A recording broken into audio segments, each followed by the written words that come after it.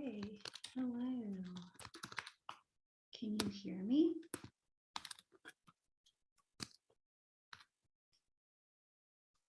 Hey, Allison.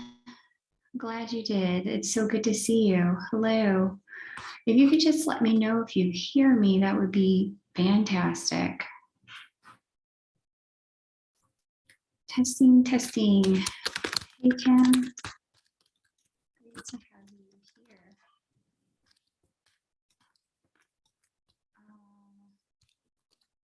Let me know if you have some.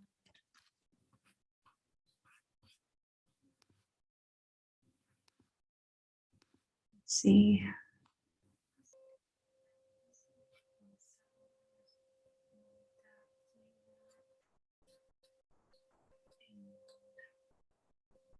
Make that sound stop.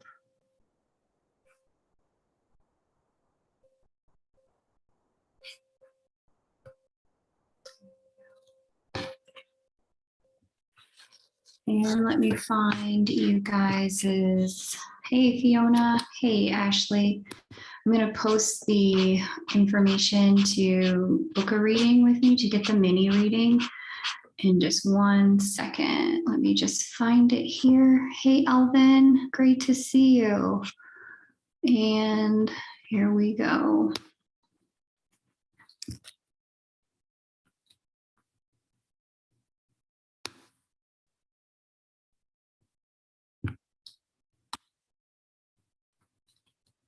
Okay.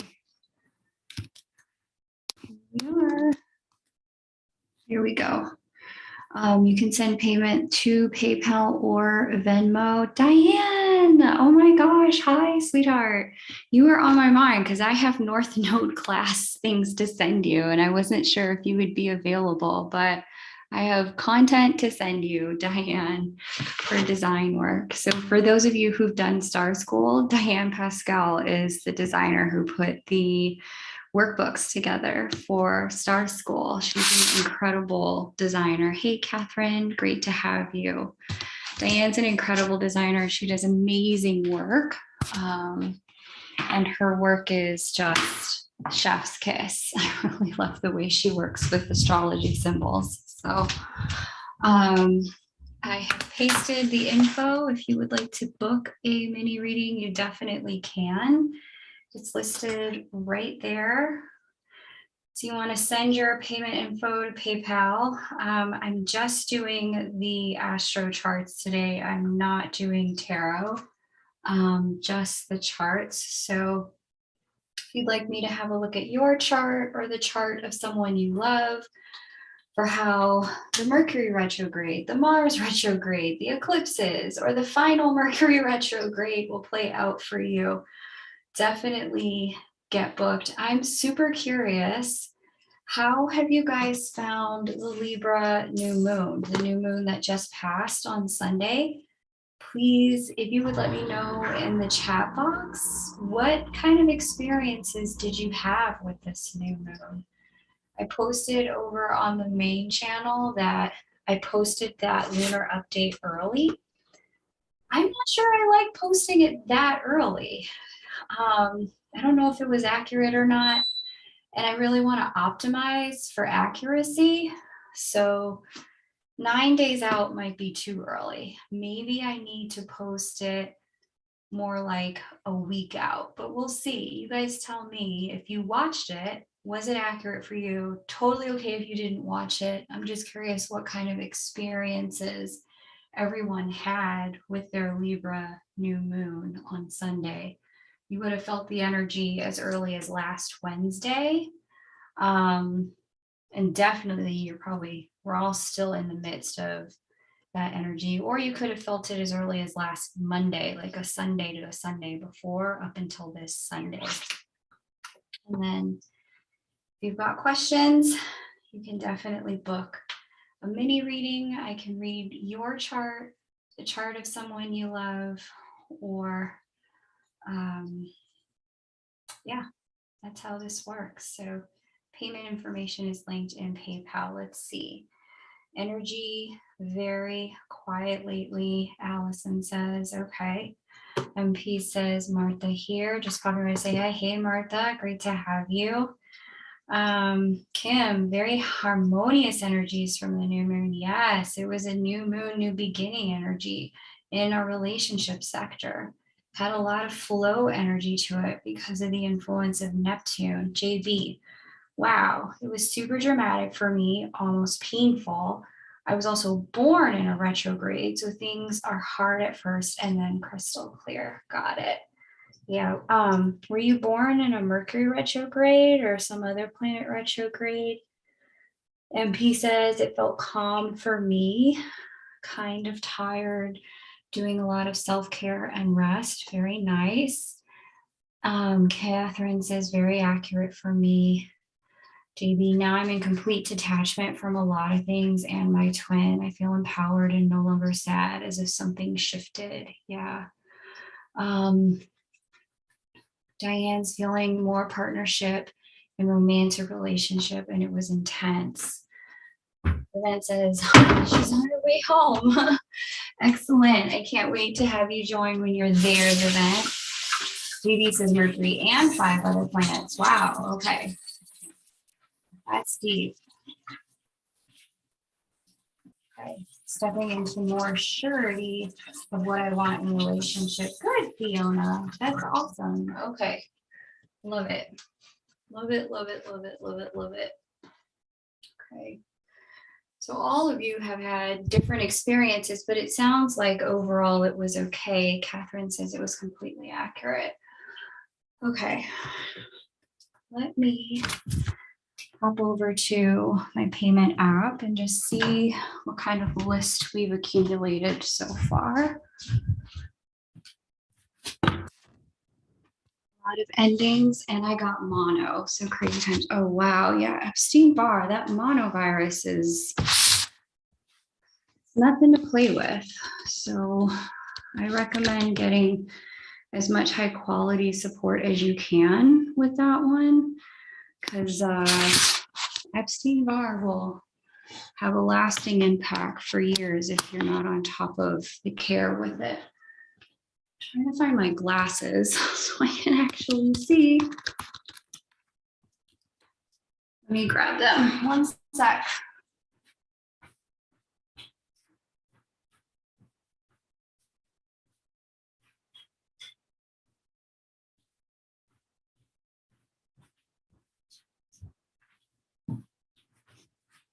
Okay, now I can see. When did I get to the stage of life where I can't see without glasses? That is nuts to me. 63025. It's like what do you call it? Twilight zone. All right.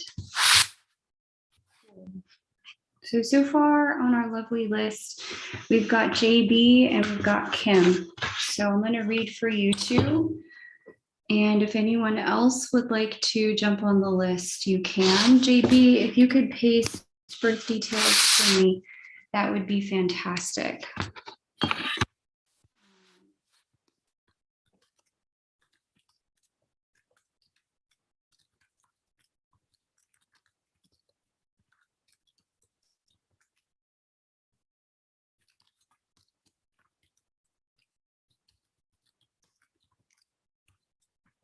Okay, got it. Very nice. All right.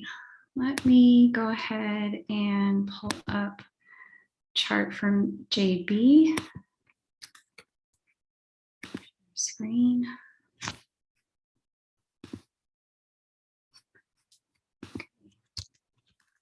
JB, Los Angeles, California. I think that says Virginia, but I think what you meant is California.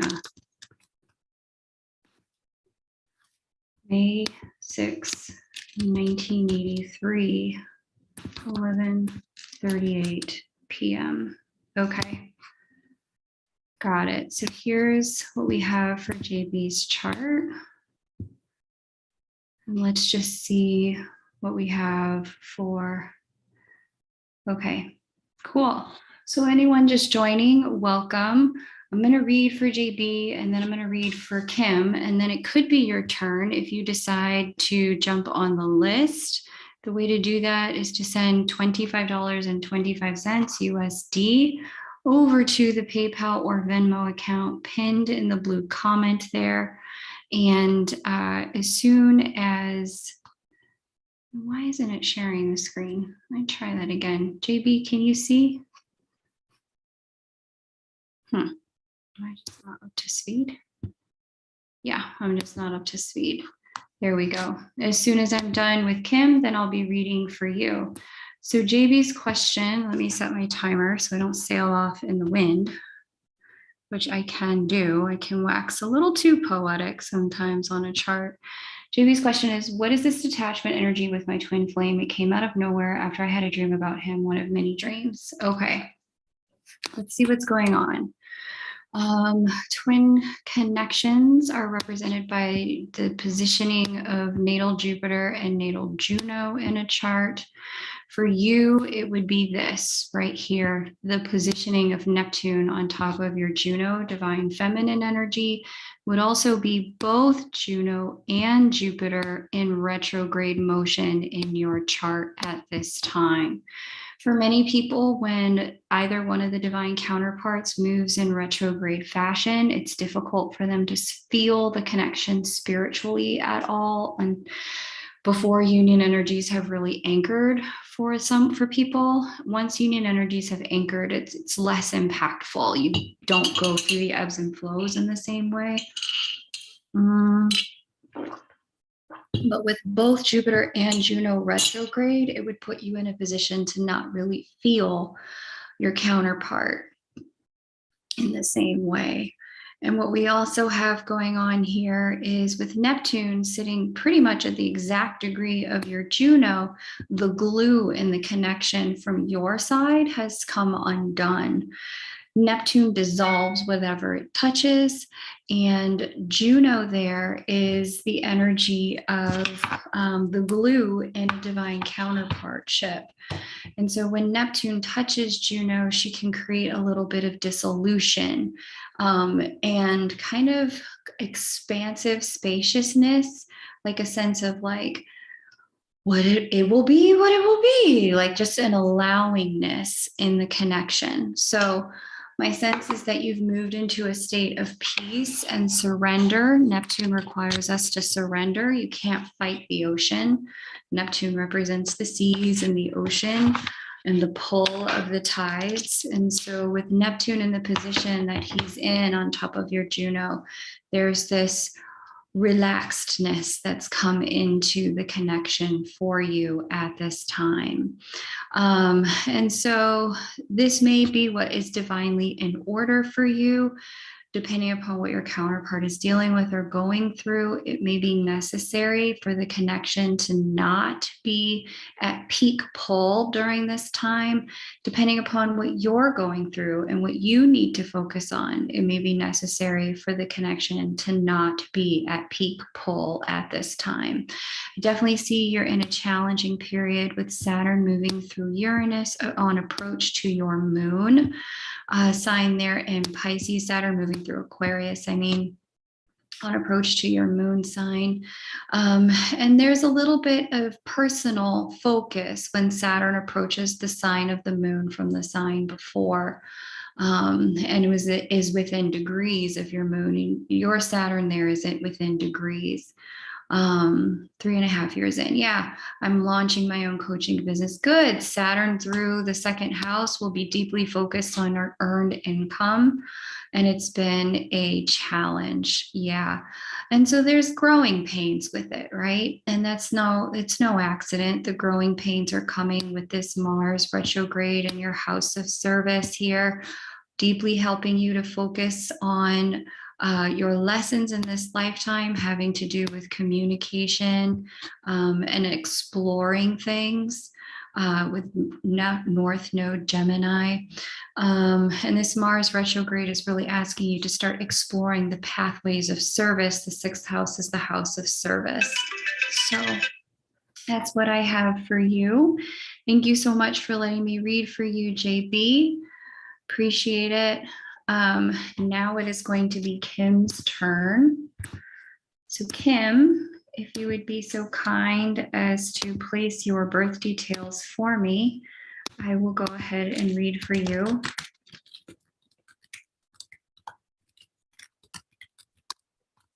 Yeah, you're welcome. It looks like it remains this way. I would say at most, at the least until Jupiter and Juno turn direct. That'll be in November when they're both direct again. But at the longest, it'll be about maybe 2 years. You're looking for Saturn to get past your moon sign, but I don't think it's going to take that long before you start to find your way into feeling the connection again. Okay, so Kim was born in New York, in a place called Glen Cove, on 4/19/1966, 7:19 p.m. Okay, let's have a look. I love this energy, except for the tough bits. I understand. Happy focusing on myself. I understand, JB. And so, you know, you won't go back to the way it was. It'll come in a new evolution. Okay. So after I read for Kim, I'm going to read for Diane, and then I'm going to read for Sweet Avenue. I'm not sure who Sweet Avenue is, but I'm going to read for you after I read for Diane and for Kim. Okay. Kim says, let me set the timer. I'm looking for advice finding peace in my romantic life. The man I love just became engaged to someone else. Now what? Wow, Kim, I'm so sorry. It's a tough one. I've had that happen to me before. Experiences like that where I'm just, for whatever reason, not the chosen one. So we have some major changes here with the North Node crossing over your line here at the 8th degree, your relationship line here at the 8th degree of Taurus. So there are some changes coming in the world of relationship. And if I'm being really honest with you, Kim, there's someone on arrival. I'm not surprised that he was moved because there's someone who's on schedule to arrive for you in the now time. I don't know who that is, but it is someone that does look like they're going to move on things with you. And it doesn't look like it moves quickly, but it's the kind of thing where it's like you don't expect it to be more than friends until suddenly it is. And then once it clicks, it clicks. That person, I know you really, it's hard to imagine that when you love someone and they move on with somebody else, it's really hard to imagine that you could love someone else, or that your heart could open again, or that you could be connected to anyone again with that kind of heartbreak going on. But damn, Kim, sometime in the next 60 to 90 days, I see it here in your chart, someone will arrive that is scheduled to arrive. We've got Mars soulmate energy hitting that gateway point via a retrograde, meaning it's crossing over it now. It'll cross over it a second time, then it'll cross over it a third time. When it crosses over once, someone of significance can arrive. But when it crosses over 3 times, that's destiny. And it's very rare that I can look at a chart and say that something is fated or it's destined. And reinforcing that at this juncture, we also have Saturn in a direct trine, harmonious aspect to this vertex point. It looks like, because this is a retrograde, again, Saturn's going to hit that degree by a 120-degree angle once, twice, and a third time. There's just no escaping that someone's on their way in. And this person that you love maybe have been set aside so that you can have this rendezvous with this other person that's on schedule for you at this time. I wish I had different news for you, but especially here because I see Jupiter again crossing over Mercury once, twice, and then a third time. And Mercury is the ruler of where that vertex point sits, your gateway, and it's the ruler of the late part of your seventh house of committed partnership. You're not going to be alone for very long, Kim. I never advocate for people rushing getting over heartbreak by sleeping with somebody else. I think that's a horrible idea. It just involves people in ways in our healing, in ways that's more puts them in the place of collateral damage. It's using people. And I don't think you're going to have to. I just think this person's going to show up. And as long as you're open as opposed to closed to just letting people be near you while you walk through this heartbreak, and you're honest about the fact that your heart is broken at this time, this person who's on schedule to arrive in the next 60 days, 3 to 4 months before the end of the year, before the end of January, this person who's on schedule for you can't be missed. There's too many signs telling me here. There's 1, 2, 3 different signs telling me here, there's somebody that you're supposed to be moving forward with. And it is somebody that you most likely already know. So, Kim, you're going to have to keep us posted on this, but this person's arrival will be to help you heal. We've got Neptune conjunct Chiron, woundedness there, and that's a healing transit. So it would not shock me if this person shows up as a bit of a shoulder to cry on. One thing leads to another, and it is a very special, very romantic new beginning in your world, Kim. Okay, sweetie. That's what I have. Let's get into Diane's chart. Hey, Diane, welcome. Thanks for letting me read for you, sweetness. It's my honor to be able to do so. Now, if my software would cooperate and open up a new chart for us, we'd be on fire. After I read for Diane, I'm reading for Sweet Avenue, and then it will be your turn if you decide you would like to jump on the list. The way to jump on the list is going to be to follow the instructions in this blue pinned comment right here. Send 2525 USD to either the PayPal email address or this Venmo address at KMD177 on Venmo, or click that PayPal link there and you'll be able to find me. I'm reading for Diane now, then I'm going to read for Marta, and after that, it would be your turn. All right, Diane, let's get into it. You were born in the Philippines, and Quezon City on August 3rd. Hey, happy belated birthday. August 3rd, 1981 at 2 o'clock p.m. Okay, amazing. We're waiting for Diane's question, and as soon as we have Diane's question, we'll dive into her chart. And that's how you get on the list. Now that we have her question, we'll begin. I'm in a full-time role as a recruiter in a big global agency. I love the people I work with. It's a low-stress job, but I would like to eventually go back to my creative passions, creating art. I realize now, after a recent loss, my friend back home passed at 40, that time is short. I want to do what I love and spend the rest of my time on this earth doing what I love. Oh, that's so nice, Diane. I love that you want to do what you love. I'm so sorry to hear about your loss.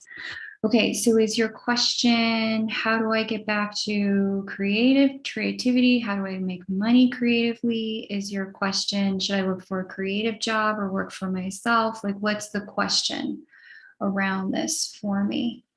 Once I know what the question is, I can focus in on how to read for you, darling. And then Martha, if you would go ahead and get ready with your birth details in question, don't paste them yet. Wait until I finish with Diane. And then after I finish with Diane, then go ahead and paste your information for me.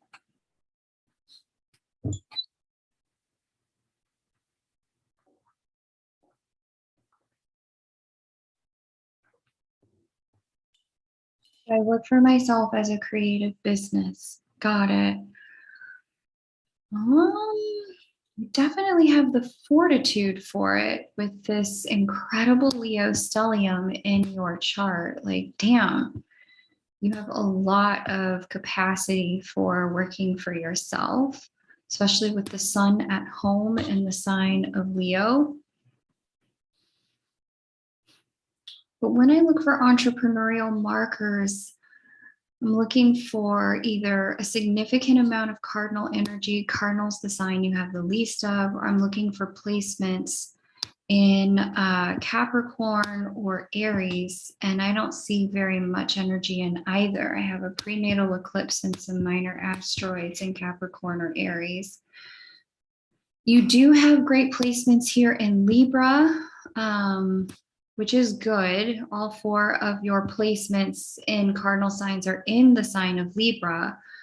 And you've got this strong Leonine energy here. I would say you have the ability to do either, Diane, but I think you're going to succeed the best if you decide to work for yourself, if you can find a business partner, someone who can do some of the things that you don't love doing, or that you are kind of, it's the thing that can balance you. My boyfriend is a Cap at home and pushing me to be happy. Yes, Diane, I love this. Yeah, so I would, if he's got that Cappy energy to balance you out, that's great. I'm not sure what he does for work, but if the 2 of you wanted to do any kind of business together, you certainly could, with at least based upon your chart. I'm seeing that if you work for yourself, if you're not part of like a women's mastermind that helps build businesses, or having a business partner, it'll just be a little difficult to be sustainable up front. You're the kind of person who will do best if you have either people relying upon you, people who work under you, and you're pushed to go hunt down new business, or you have someone who's in that role hunting down new business, and so you can kind of focus on being creative and bringing beauty to life. When I'm looking at this, like I said, you have the ability to go either way. If you want to work for yourself or you want to work inside of a company, not everyone has that. Some people have definitive, I'm going to make a great team player on somebody else's team chart, or I'm going to be an entrepreneur. And the way that you know this, because they keep getting fired. I see this a lot. People who have strong entrepreneurial skill sets can sometimes get fired from jobs a lot. And so in your case, I'm seeing you don't have to have the downside of either, but it does look like you can get a little stuck in the details if you don't have someone who holds the container, or someone relying upon you to figure out how to hold the container. So I'm going to say it's up to you, but either way, the recruiting, you have the skill set for it. With Venus and Virgo on the 10th house, it's definitely a skill set for recruiting. I see you're probably very good at figuring out the right people for the right organization. And it's more of an intuition thing with the moon at home in Virgo. It's more of an intuition thing for you than it is an on paper thing. You can kind of get a sense, you have it in you. But with this much Libra energy, Diane, I can see that for you, that creative itch does in fact need to be scratched. And so it's going to be really important that you find a way to balance this out, either get into some sort of moonlighting, which I see you could do quite well.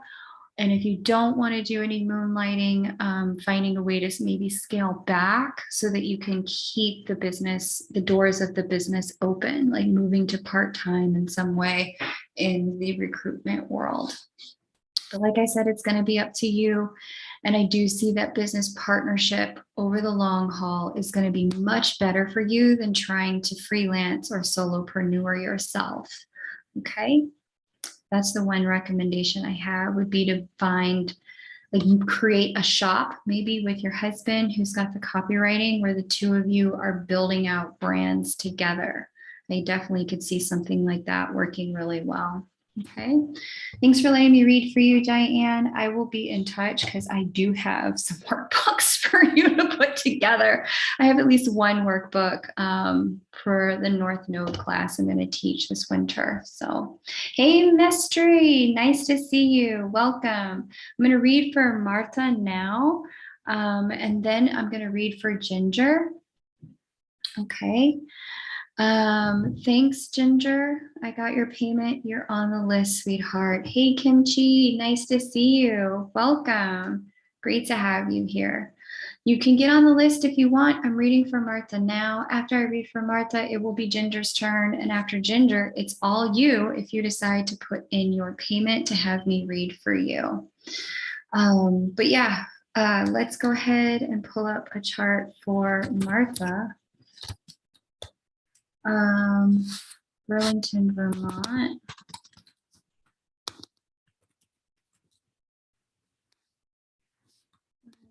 Six, 7:30 p.m. Okay.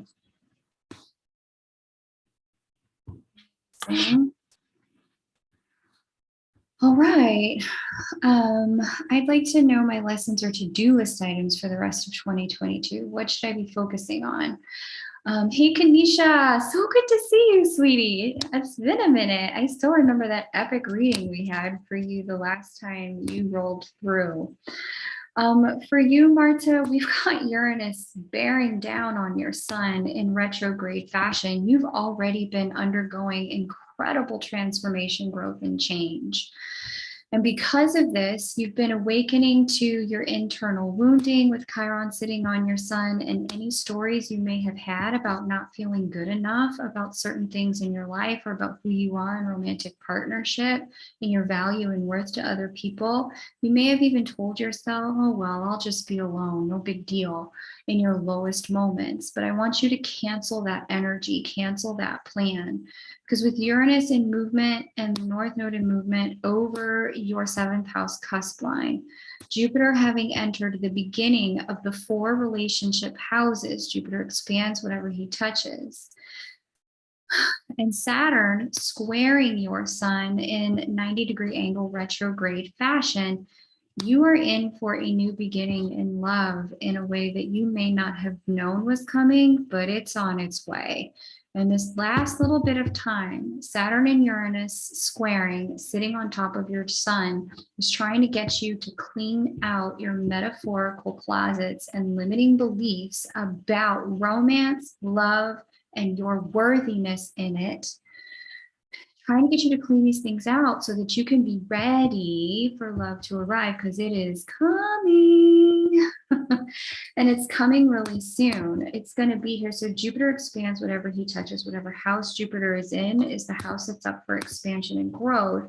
Right now it's in house 5, dating, flirtation, and romance. But by this time next year, Jupiter has entered your house of commitment, and you've moved into a full-on commitment cycle. It's passed through your day-to-day house. And so there's romance on deck for you, beloved.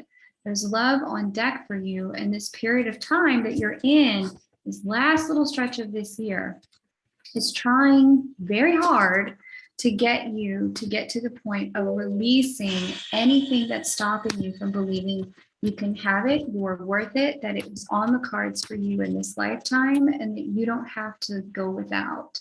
Anything that, any of those limiting beliefs, cancel, moving on, because we got somebody coming in.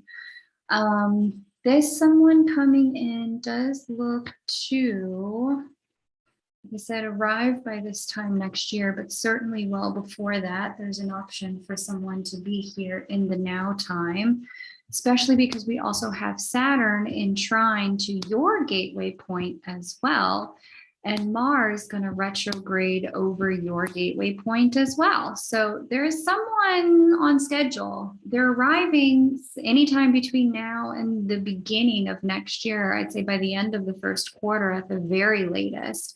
It may not look like much up front. It may look like a flame, but if you can just keep an open mind, I think you're going to be surprised that you find that whoever this is someone who has the ability to go the distance with you if you're just willing to give it some time and just willing to keep an open mind. Uranus here is going to begin the process. Like I said, it's retrograding and it's going to go forward. This is up-leveling your construct and concepts of love all the way around. And so this up-leveling is preparing you for something much bigger and greater than you've had in the world of love before. All you need to do is just be willing to keep an open mind and just willing to stick it out, even when it gets a little bit tricky or doesn't seem like it's going anywhere. Just stay connected and see what happens. I think you're going to be really surprised. And that's kind of what there is. That's at least the bottommost level is this kind of like, hey, what am I doing right now so that I can experience love?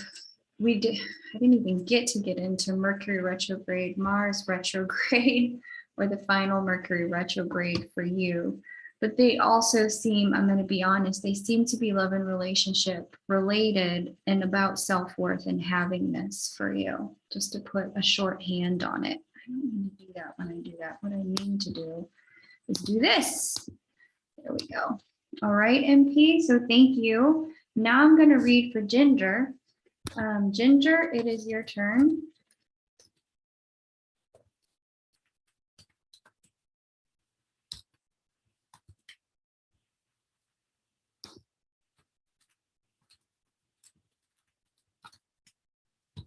So I'm going to read for G, and then I'm going to read for Kimchi. Kimchi, I got your payment. Thanks so much. I really appreciate you making sure that I had it.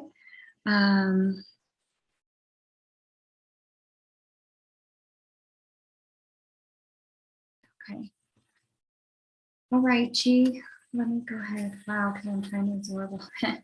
I know, right? Just keep an open mind and an open heart, and you've got this. Trust me, love is on its way, and it's got your name on it.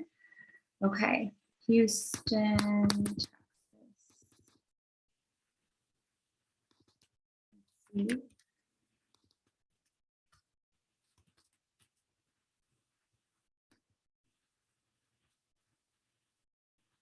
Okay.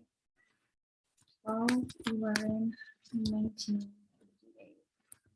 Get it, 9:26 a.m. 12, 11, 58, 9:26 a.m. Okay. Got it. Okay. All right, Miss G wants to know, do you see a new love connection appearing before the end of the year? Been long separated, little to no contact from possible twin flame ascension partner. Okay. Cancel that madness. MP. Just forget that noise, because then you could miss something really good with that self-talk. Okay, you've got Moon as the ruler of your 7th house of committed partnership, and Mercury is the ruler of dating, flirtation, and romance. Mercury is here at 15 degrees Sag. Moon is here at 1 degree Cap. I would say plausible. Most likely next year, but plausible before the end of this year. Here's the trick with things that are going to come in before the end of this year, G. And this is something that the people whom I just told, that there's something that's coming before the end of this year. It may not look like much now, but be patient, give it space, give it time. I'm saying that specifically because anything that comes in right now, and this is going to be true for you, G, because of all this retrograde energy, it may fall apart before it comes back together. You've already been through enough of that. And so I think it'll be really good to just be like, if anything does come in before the end of the year, and I certainly see it as plausible, but more likely as we get into next year for you. If anything does come in, take it slow, be open, You know, dot your I's and cross your T's. You're really good at your due diligence. You ask really good questions, G. Like, I'm always like, oh my gosh, when you open up Divine Feminine classes, can you please include me so I can learn how you do this?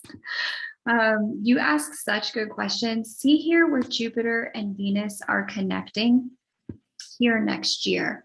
And they're connecting early in the degrees of Aries. They're going to then both move in trine to your vertex point in your 7th house of committed partnership by harmonious angle, both of them bringing love when they do. And this is all before the end of the first quarter next year. The first quarter next year looks to be lovely love season for you. I would say by the time we get, I really like the way this is going for you by the time we get to March, April.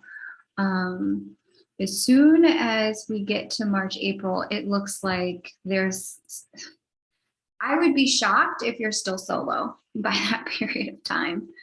Really shocked, especially because just because of the way we've got this Juno, Venus, Uranus conjunction going on at the end of the first quarter. And these are all in earth signs, making harmonious aspect to your moon. If you're open and you're dating and you're putting yourself out there, G, it would shock me if you were alone. Because this doesn't look like solo energy, and it doesn't look like, I'm going to be honest, it doesn't look like work energy either. This looks like the kind of energy of somebody who's coming into a season of love in their life. So get ready, get ready. Put yourself out there, say yes to any invitations and opportunities where you have the opportunity to just be among new people. The kind of person that you meet does seem to be someone that you've met potentially through networking and work, or at a work type event.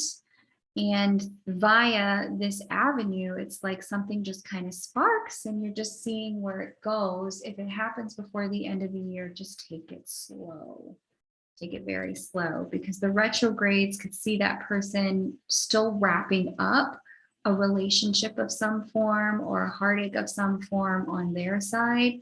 You just want someone who's going to come in clean, given everything you've just been through, G. So that's what I have. Keep me posted. I can't wait to hear how this goes.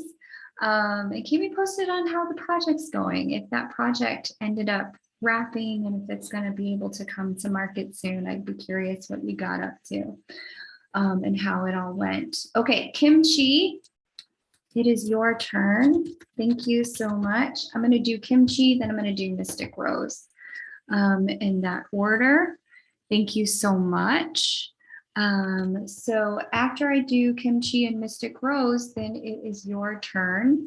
If you decide to get on the list, the way to get on the list is to just make your payment right there. It's $25.25 USD to PayPal or to Venmo, up to you. And be happy to read for you. This is live, one chart, one question, mini readings where I look at the chart and answer a question for you. I'm going to read now for Kimchi, and then I'm going to read for Mystic Rose.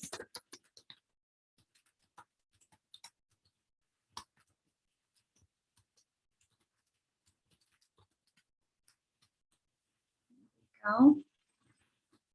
And Mystic Rose, if you would go ahead and get your birth details and your question ready to post the minute I call your name. Please don't post them yet. Wait for me to finish with Kimchi and then hit send on them so that I can provide you. I can find it when I'm ready to do your reading. Okay. Okay. Okay. I need you to paste the birth details for me so I can read that.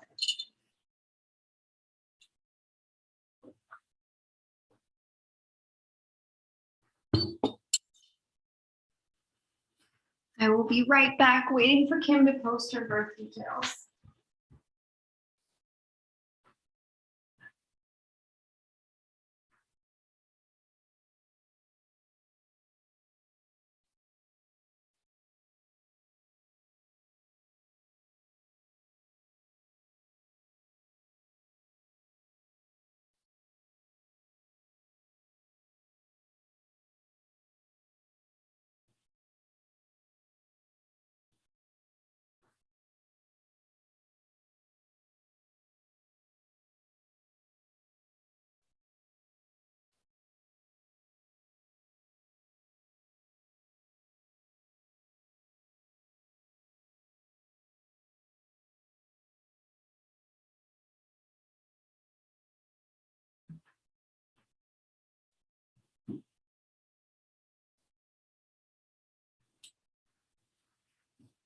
Okay, thank you, Kim. Okay, Slovakia.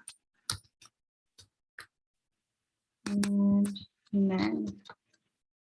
And December 31st, 1992, 9 a.m. Great. All right. So let me start your timer, Kim. And Mr. Rose, if you could get ready, that would be great. Last time I asked about twin flame journey, you mentioned something about my career. I don't remember what that something would have been. I was already feeling a huge shift within. I took time to plan my exit at the current job. Good for you. I made sure that I have processed everything and it feels great. I'm ready for a new path, even though I know it'll be rocky. Whatever I've studied is totally different than the career path that I've been pursuing in the past years. I've also had my realization about why I choose to do what I'm doing right now. Kim, I need you to get to the question.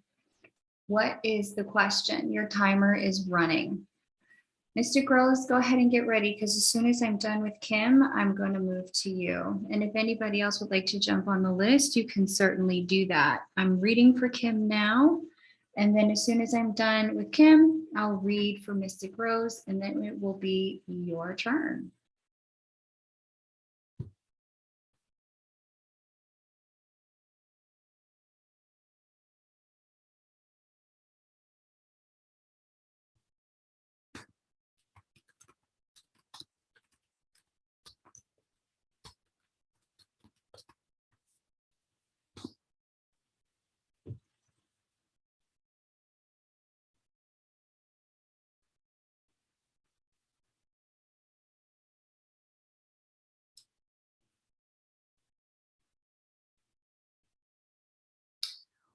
What ahead for me about my career path? Am I going to continue and develop at the path that I'm on now, or is it going to be something else? That's a good question. I don't know what you're on, but what I can see right now in terms of career, your career house is ruled by Jupiter. Jupiter is here in the second house of earned income. Things seem to be moving in a really great place and at a great clip at this time for you. Natal Jupiter is here in Libra.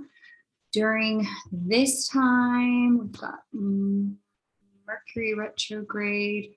We've got a series of eclipses that may hit that Jupiter that begin next year, but it won't be until 2024 when we get the full hit. Table of eclipse states. Let's just see 13 degrees Jupiter. Let's get into 2024. 13 degrees Libra, 13 degrees Libra, 10 degrees Libra, 2024.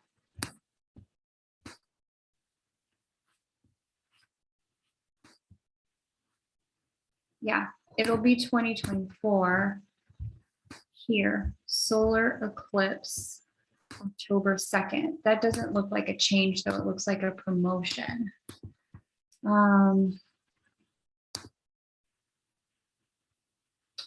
And this doesn't, yeah, is Uranus making any significant aspects? No.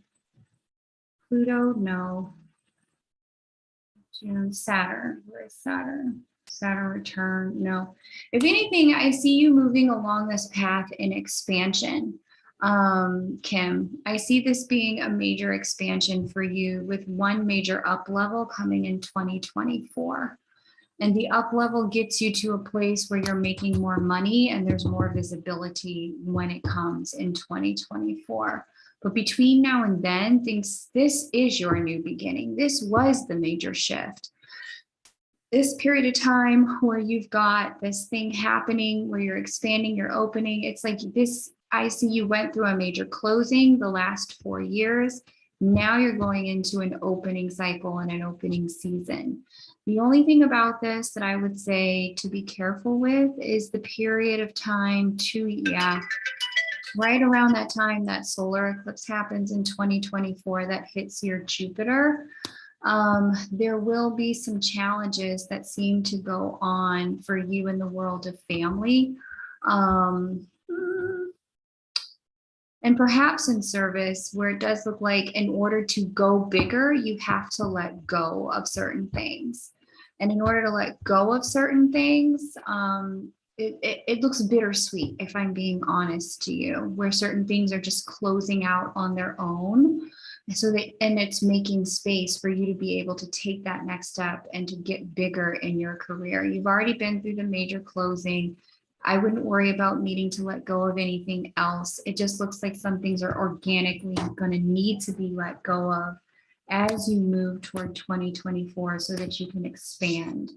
Thanks, Kim. Great to read for you. We're going to go ahead and read for Mystic Rose.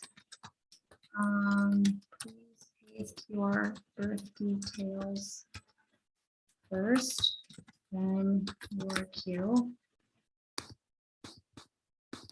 But all in all, things look to be on the up and up. The dramatics of the last 4 years are over. You don't need to go think about going back into that, or if something like that is going to happen again, Kim. It's not.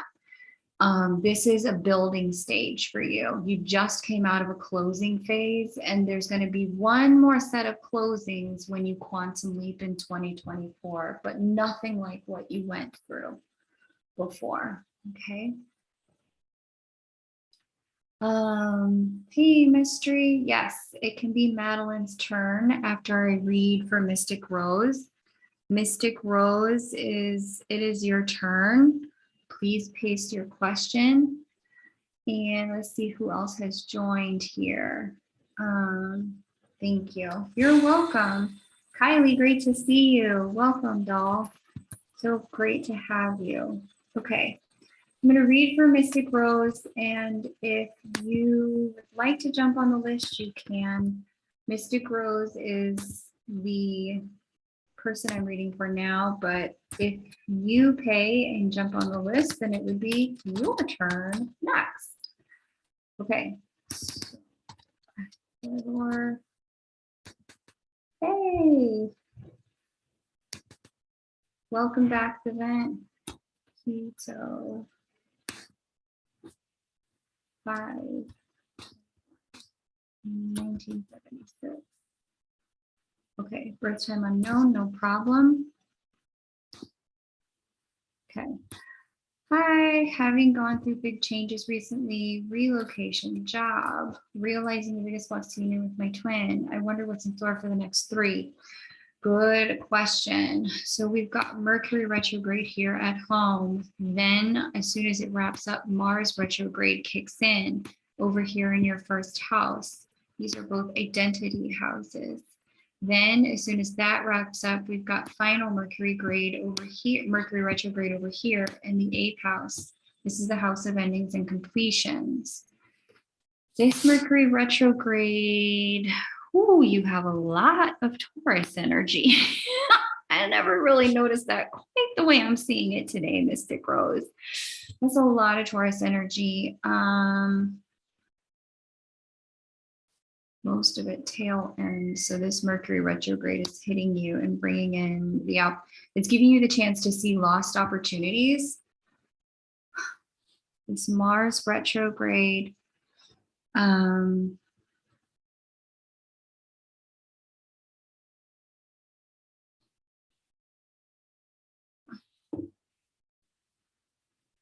Who's that? Who's gonna hit? We've had a health issue from before. It could come back. The Aries house. Yeah, there's some sort of like, okay, a couple of things. Hey, Samantha, got your payment. When it looks like there for you is something going on in the world of missed opportunities that are going to come back to you during these retrogrades. And it's going to be an opportunity for you to look again at ways in which you may not have been either as flexible or as decisive as you needed to be in order for those opportunities to fully manifest. These opportunities seem to be, I'm trying to figure out what area of life they're going to be related to based on who Mars and Mercury are talking to. I want to say Mercury and Venus. Yeah, this is family stuff.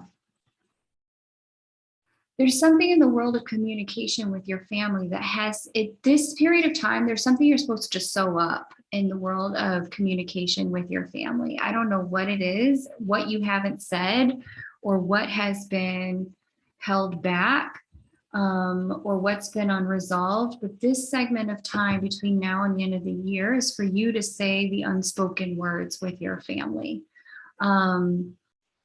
Specifically with siblings, but with your family of origin, it looks to be that there have been some things that haven't been said that need to get said to lay certain matters of the past to rest, so that these people, if they're projecting energy towards you that is in one way or another stopping you from being able to move forward in your life, this is your time to say the things you need to say so you can move forward and they can move forward. Make your peace.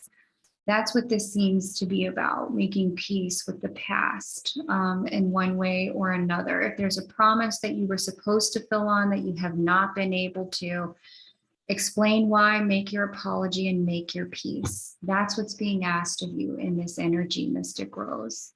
So that you can have the opening to do the next chapter. There's some sort of cleaning up in the world of communication that I'm seeing needs to happen, specifically with family, during this period of time. Where is Taurus?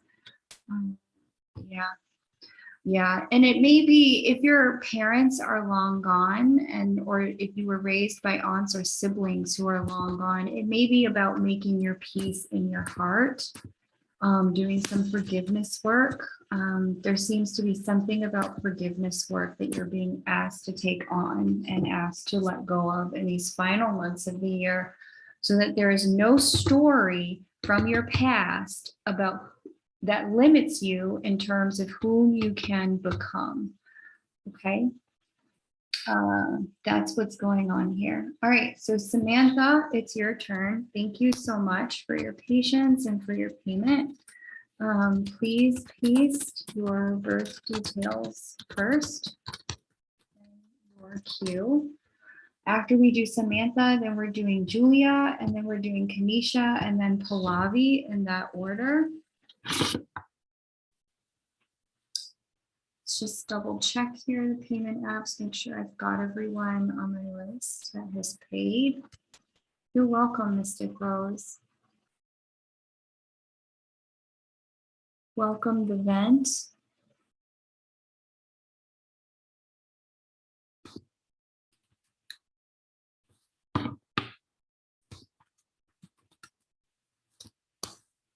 Right, Samantha. Talar.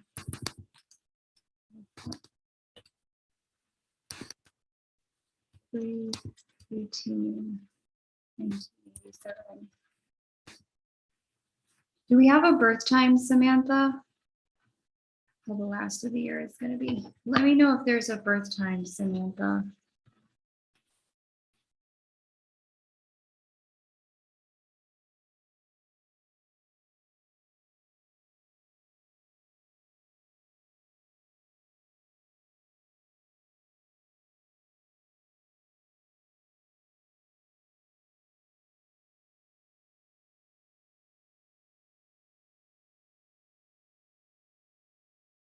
I have Julia on the list, yes.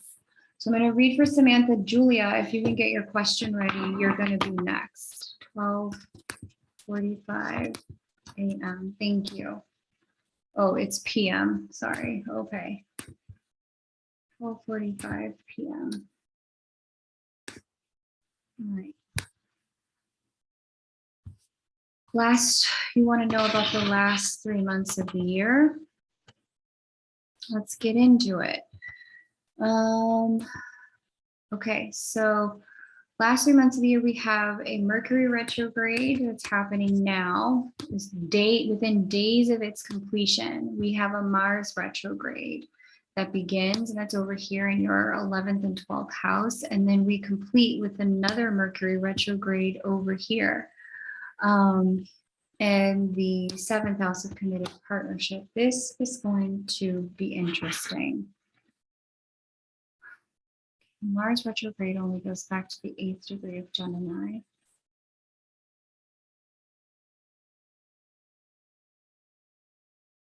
Mercury retrograde here on the 3rd house of communication, but opposite your sun. But it's in your relationship sector as well. Mars retrograde is over here and it's impacting your Venus, and so too is Saturn, and so too is Uranus. Okay. This is telling me that you've had to put your foot down, Samantha, with someone in the world of relationship. It looks like there's someone in the world of relationship where you've had to maybe make some definitive lines about where things are going and not going, and needed to be clear about what you're doing and not doing. It does look like the communication would have come from you and or been initiated by you for the purpose of deciding, is this relationship moving forward or is it not? Are we fuck buddies? Are we friends? Like, what camp do we fall in? And it looks like you would have needed to make some decisions around that leading up to this moment. It looks like those decisions weigh on you as I look at this configuration, and that at this point, you're needing to either back those decisions up with some talk, back that talk up with some walk, or it looks like at this point, you need to stick by your decision and then give the other person some space and some time to just respond to what you have put out there in terms of what you're doing. There does seem to be something in the world of kind of focusing your relationships into a more, I would say, up-leveled place. There seems to be some review of choices that you've made that have not necessarily lent themselves to you having the kind of results you want in relationship. And because you're reviewing those choices in the last 90 days of this year, it looks like you're coming to terms with the consequence of those choices. Like, yeah, I did certain things. It didn't get me what I wanted in a relationship. Now I have to make new choices so I can get to a new place. It looks like you're being asked not to give up on your dream. Be focused on what it is you truly want.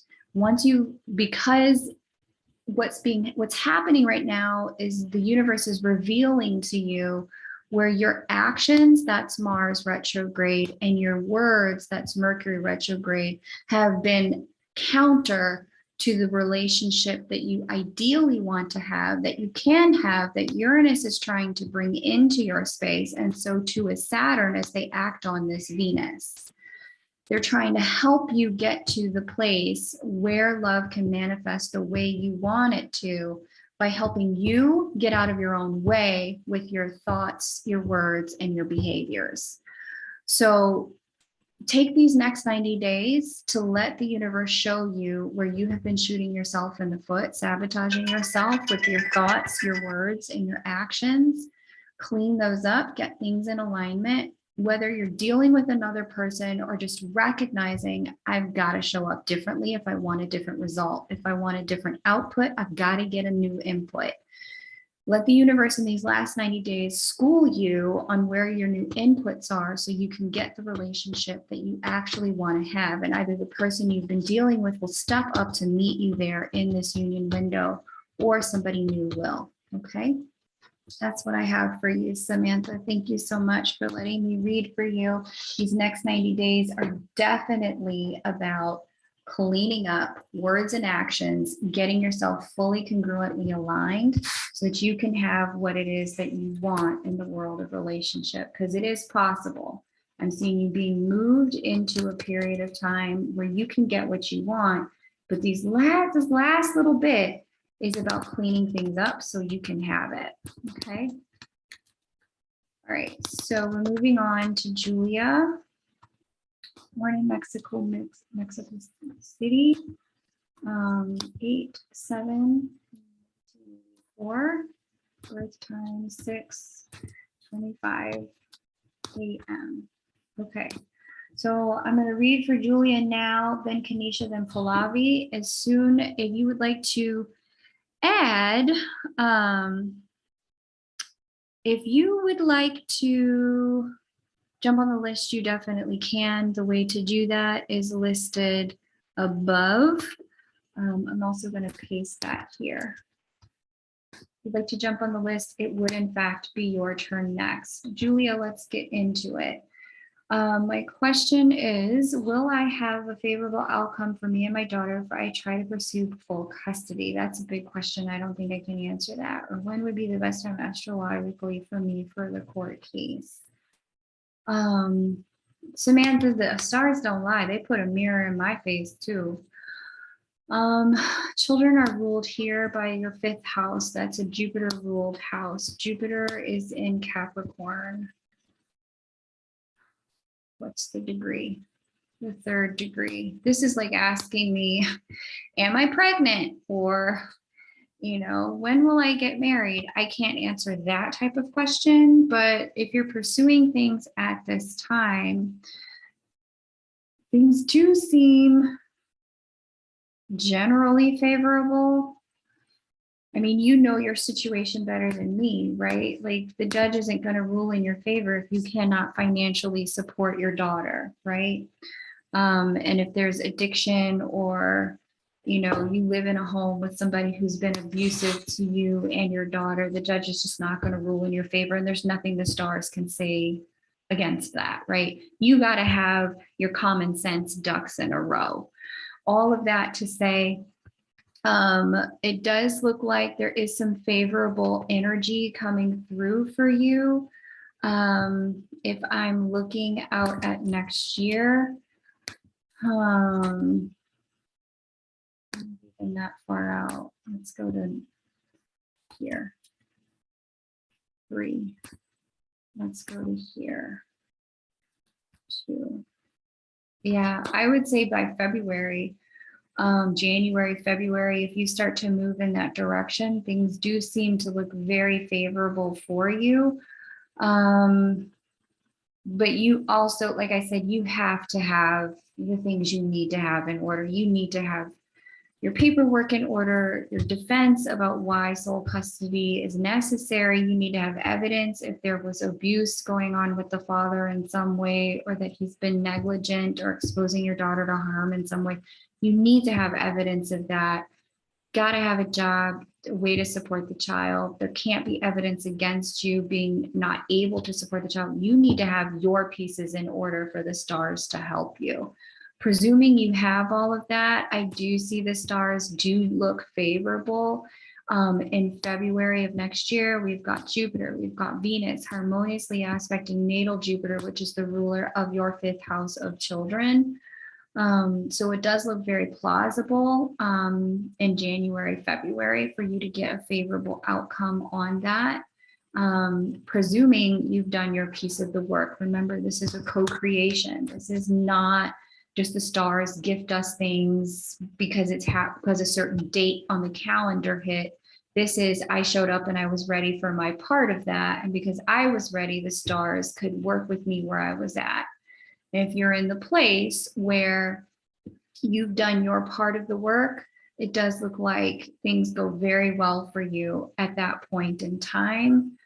And actually, February looks good, but let me go again. Let me go forward. There's a second time next year here. I also really like June. The month of June looks really good with Jupiter trine Jupiter. We had Jupiter square Jupiter, which is favorable, but Jupiter trine Jupiter is even more favorable. So I would look to that period of time for support.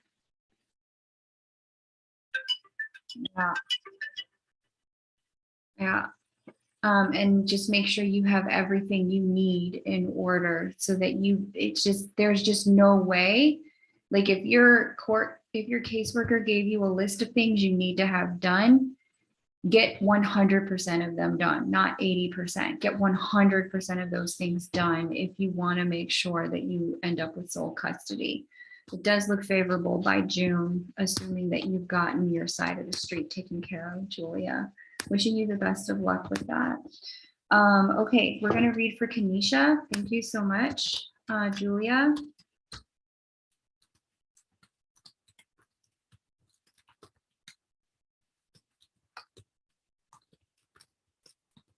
Then your Q. I'm going to read for Kanisha, then Pallavi, then Susanna in that order. I have all my ducks in a row, just worried that the BD would not be a good influence in her life. I just want to do the right thing for her. I understand, Julia. There's a lot of things we just can't control, right? And, you know, you never know. He may not be the best influence right away, but just needing to be a father could be the kind of thing that has him become a better influence and in short order. And then it could turn into something really beautiful for both of them, because she gets to watch him redeem himself in her own life in a way that she wouldn't have had access to if she didn't have access to him. We can't say the way things are going to play out, but what I can say is as long as you keep working your parts of the path, it does look very favorable for you to have the outcome you've just described, where you get sole custody. Okay, Kanisha. Was born. Where, Kanisha, were you born? I need the location.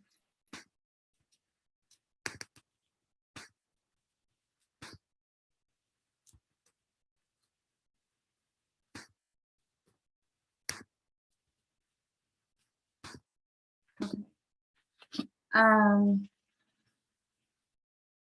After Kanisha, I'm going to read for Pallavi. Pallavi, please get ready with all of your birth details and your question to paste for me. And then Susanna, I'm going to read for you next. Okay.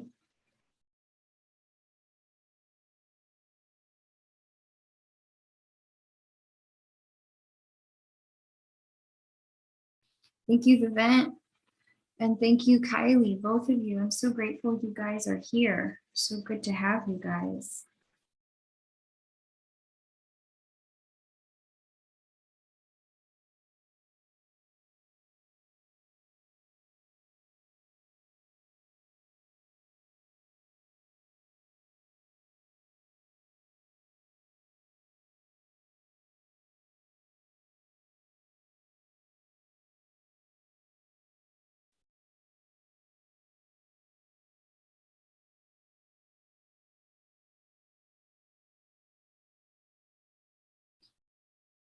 Pontiac, Michigan. Thank you. All right,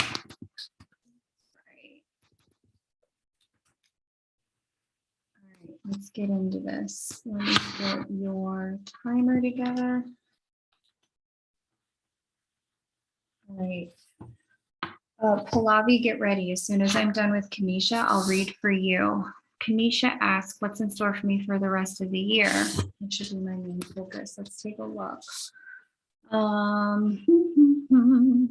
Tons of Virgo energy, interesting.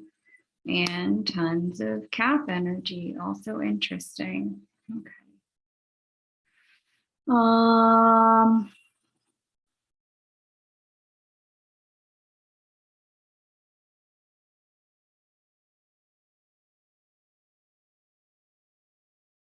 Okay, so we've got this Mercury retrograde now.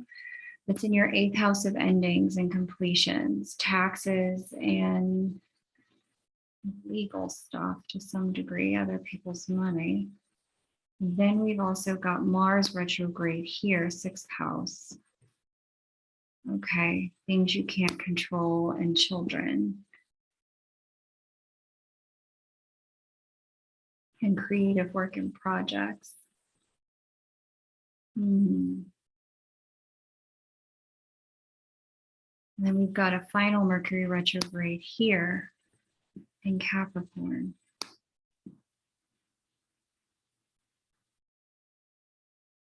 Who's the artist talking to? Eclipse. Verdicts point. Interesting.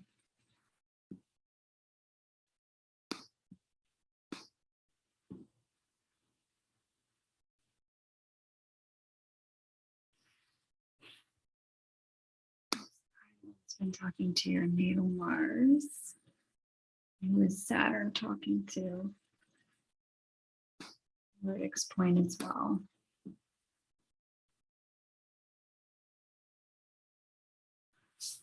Kanisha, if there's been anyone that you've been a bit on and off with in the world of love and relationships, and it's been like both breaking you and birthing you at the same time, it does look like this human and you, it looks like you're going through kind of a process of figuring out. It doesn't look like it's the end, but it also doesn't look like it's moving forward yet. It looks like it's been, do you have someone like that in your life where this person's been a little in and out? Like it's for whatever reason, the two of you have not just been able to get on the same page. It looks like there's some level of closing out a cycle with that person that seems to be going on where you're growing a lot, Kanisha, and becoming a different person via the process of learning how to be with this love without forcing this love in a very particular direction. And this is forcing you to open yourself and ground yourself in ways that you never thought possible, that no one you know or in your family has even needed to have to go through before.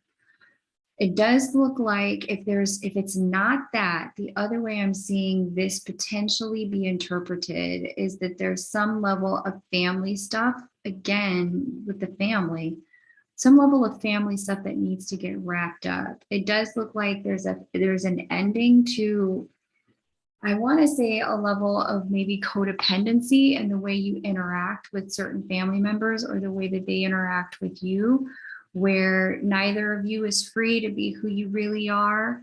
It looks like that's coming to a close so that you in these last 90 days of the year are getting the freedom that you need to be your full self by learning how to let people be them and let them know, I need you to just let me be me. It does look like there's some level of allowingness and letting go that's going on in these last 90 days of the year as you stop trying to be on the same page with people with whom it just has been difficult to get on the same page with. There seems to be some level of getting to clarity that, okay, this isn't going to be plausible. No, not at all. No contact from my student. And I've been blocked from everything since the activation. Okay. It does look like it could be playing out in the family sense where there's just a need to let go of the way things have been going, where you and other people are just not syncing up, not on the same page. It looks like there's a level of like, okay, so this is what it is. I'm over here, you're over there, and neither one of us is on the same page, and that's okay. It's okay to not be on the same page. That's what it looks like is going on here. That there's like a releasing of needing an expectation that we're going to sync up. That's what the work seems to be about. More allowingness, more spaciousness. All right, Kanisha.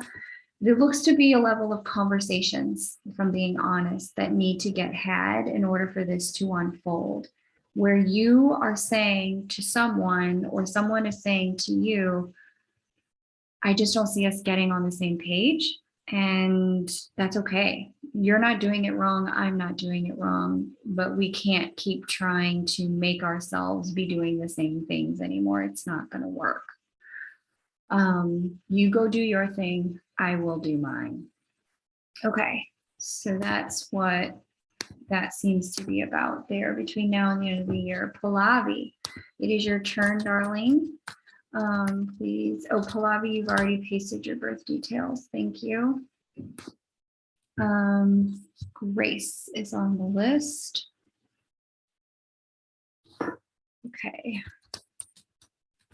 I know that seems pretty vague, but you have to let me know. Maybe there's somebody in your world where it's just been difficult to get on the same page.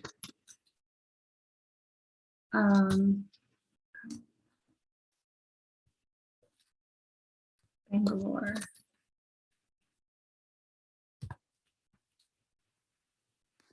One of my favorite singers is from Karnataka. She has such a beautiful voice. Like her voice is just like divine feminine incarnate. And she sings like classic Carnatic music. Very good. Okay, 10, 8, 91, 4, 42 p.m. Bangalore, India. Okay, got it. Let me see. Let's start the timer. Let's roll. Grace, I have you. You're on the list. Susanna, get ready. Susanna, you're going to be after Pallavi. Susanna, please get your question and your birth details ready for me. I wanted to know progress on my twin flame journey. What are my next steps in the next year? Okay, that's a good question. Let's get into the peak of the union window so that you can see where that takes place in your chart. That's on January 23rd, 2023, here in your first house. So we're talking about a union with self energy. That's interesting because it's happening in your first house, but it's opposite your sun.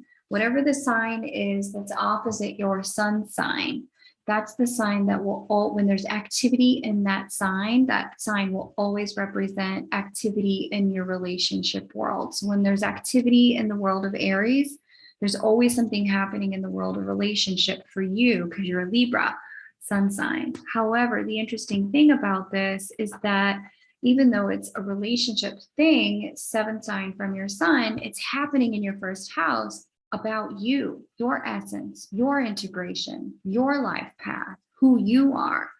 And so this is telling me that the twin experience is bringing you into a level of personal, very personal relationship and intimacy with yourself.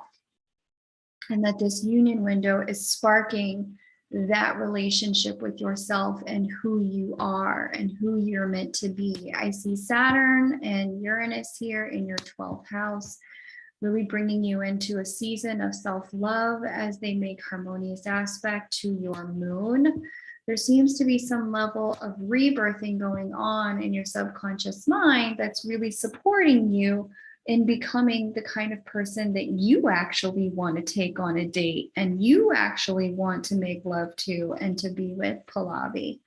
That's exciting because what I'm seeing here is that, especially because of the way this is going to trine your natal Chiron as well, this is an energy that's saying that the storyline of, poor Pallavi, she doesn't get to have love.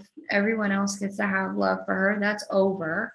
We're moving into a new season here, and this new season is allowing love to come in for you, but the season is allowing love to come in because Pallavi, it's like Pallavi's reborn. She's like putting herself back on the market. She's deeming and judging herself worthy of love. And she's claiming that she gets to have love regardless of who it's with. And that she is worthy of her twin's love, whether her twin knows that yet or not. I'm certainly seeing that here for you. It's an exciting thing because I'm seeing you get to a place, honestly, Pallavi, of great peace in your connection, great acceptance of where it's at and who you are and what's come to bear in your connection.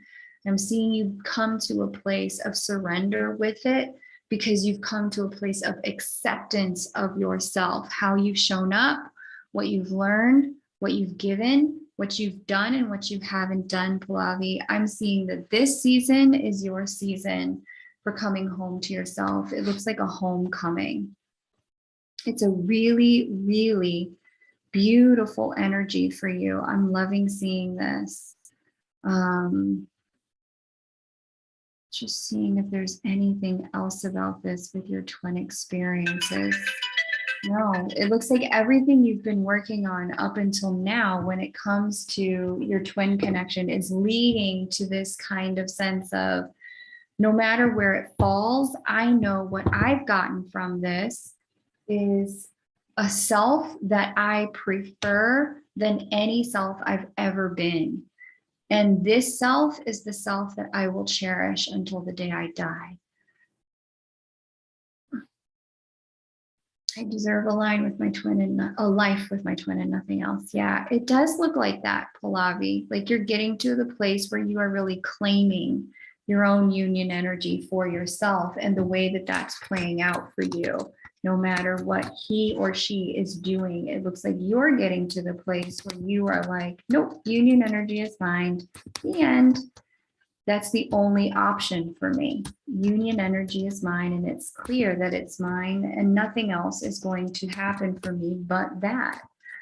And that that's not a bad place to be. Just know that union has 3 different ways that it can play out. Union with self, soulmate, source, and soul group. So it's not always just about union with twin, but in the claiming of it for yourself, which I see you've been really working to do, you are getting to a place where that's the only option and you will self-integrate from claiming it. It's like everything you've worked on up until this point gets you into that union energy, and it has no choice but to manifest.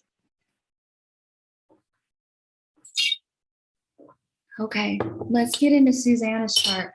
After Susanna, I'm reading for Grace, and it would be your turn if, or Pamela, it would be your turn.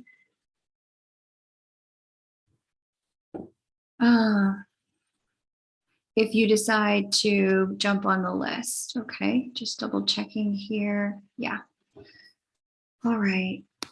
It is a different feeling when you just stood in claiming it. That's the way to get on the list. I've just pasted it in the chat. I'm going to read for Susanna now, then Pamela, then it would be your turn if you decide to get on the list. Okay, Susanna, welcome, Crystal. Just pasted the instructions for you. If you've got any questions, my moderators will help you. Susanna wants to know, why do I keep getting drawn to emotionally unavailable men? Oh, that's not. Let's look at that chart. Start the timer. Okay. Let's see. So your father sits in your house of self-worth and self-esteem. Oh, okay. Because you have the Chiron moon aspect there. Okay. Whenever anyone has Chiron sitting with the moon, that's a sign that they have experienced in this lifetime, most likely in childhood, a level of emotional neglect. And not just emotional neglect, but emotional, how do I put it? Just not being able to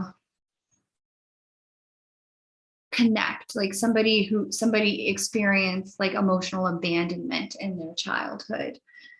And so when I see the Chiron moon piece in somebody's chart and I see somebody had like that, what tends to happen is we get drawn to people who will mirror that back to us. So we're walked directly back to the wound and the way the wound happened so that we can walk ourselves home. We can collect the part of ourselves that got hurt with that wound, collect that part of ourselves from the wounded period of time, and then get that part of ourselves to reintegrate with the rest of us. But that's very challenging to do until you can really identify what the wound is. And when you've got Chiron conjunct the moon, the wounding is that there was something that should have happened that didn't happen. There was a level of love and care and support that you needed that you didn't get from a nurturing parent. Chiron conjunct, square, or opposite the moon can create this kind of energy. In your case, it is what we call conjunct. They're sitting right next to each other. Chiron conjunct the moon has that wounding sitting inside of you, and it's not just conjunct the moon. This Chiron is also a little too harmonious to your sun for my liking. It's 120 degrees apart, and so there's divine purpose in this for you as well. There's this way in which that you have been born with the capacity to give grace. So whether you had a parent who had, a debilitating disease, or a sibling who needed care because they were born with different needs than the average person, or if you had a parent who was in the military and couldn't be home, There's a level of compassion that was born in you, even though your own needs weren't getting met. And because you have this greater capacity for compassion, it will set you up to be, unfortunately, a bit of a healer to people who need healing. And so there's a real necessity for you to walk in with greater discernment. Are you here for the healing, or are you here for the mutual exchange of love? And to have that discernment up front with people, because there will be a lot of people who will show up romantically, but who are there for the healing, because this is in your house of sex and intimacy and dating and committed relationship here. And so it's going to be necessary for you to find the distinctions as you're meeting people. Which is which? Do they have the capacity to give, or are they just here to receive a healing from being with me?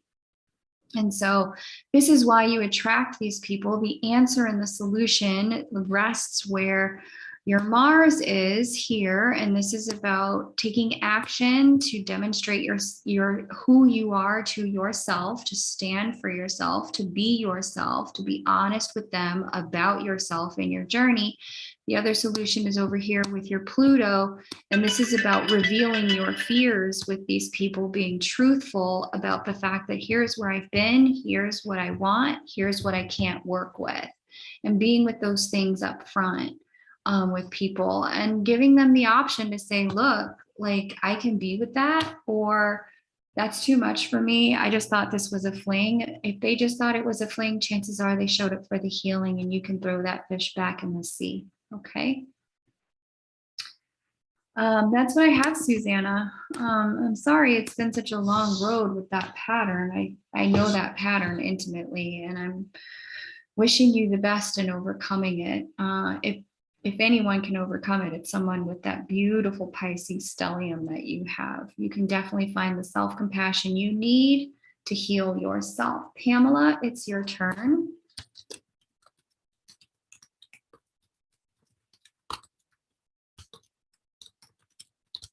Please paste your birth details and then your question. After we do Pamela, then it will be your turn if you're watching now.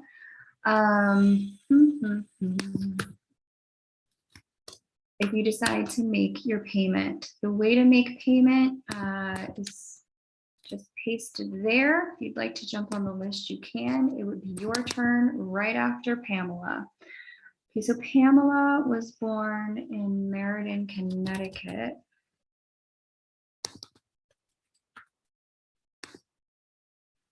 Three, 1985, 6:29 p.m. Okay, if you'd like to jump on the list, you can definitely do that. Just want to say a quick thank you to my moderators. You guys have been awesome. I love having you two here. Thank you so much for joining. Always great to see you both. Okay. Just double check my payment apps really quick, and then I'll set the timer for Pamela.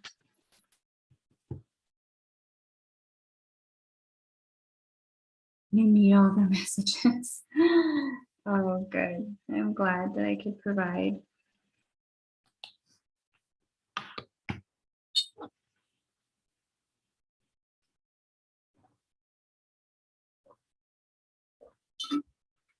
Okay.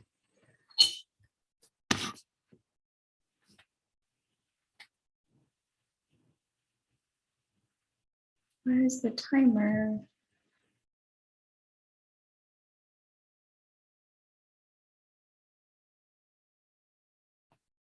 There's the timer. Okay, what is Pamela's question? What is the purpose of me being drawn to someone else outside of the twin flame connection? Oh gosh, I don't even need to look at your chart for that, but sometimes there can be, Pamela, and if you want to put the date you met whatever this person is, I can be more specific. If you know the date you met that person, but you would need to give it to me like now, like not when I'm done with your reading. You need to give me that date in like the right now time if you know it, preferably the specific date. If you don't have the specific date, give me the month and the year you met that person. Let me just take a look at something at your chart really quick. Okay, you have Uranus square Sun. That's what I thought, that there was a Uranus activation going on here.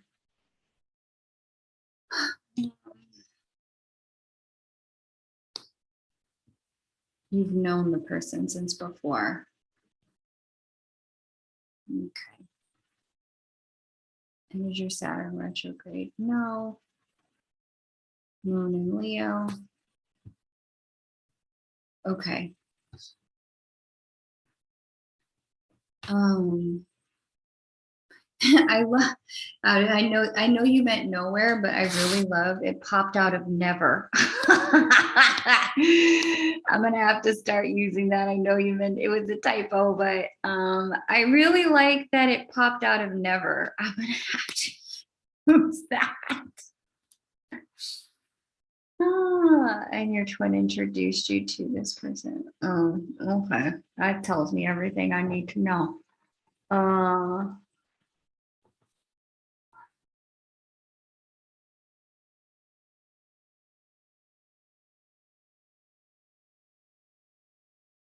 That plus your Leo moon.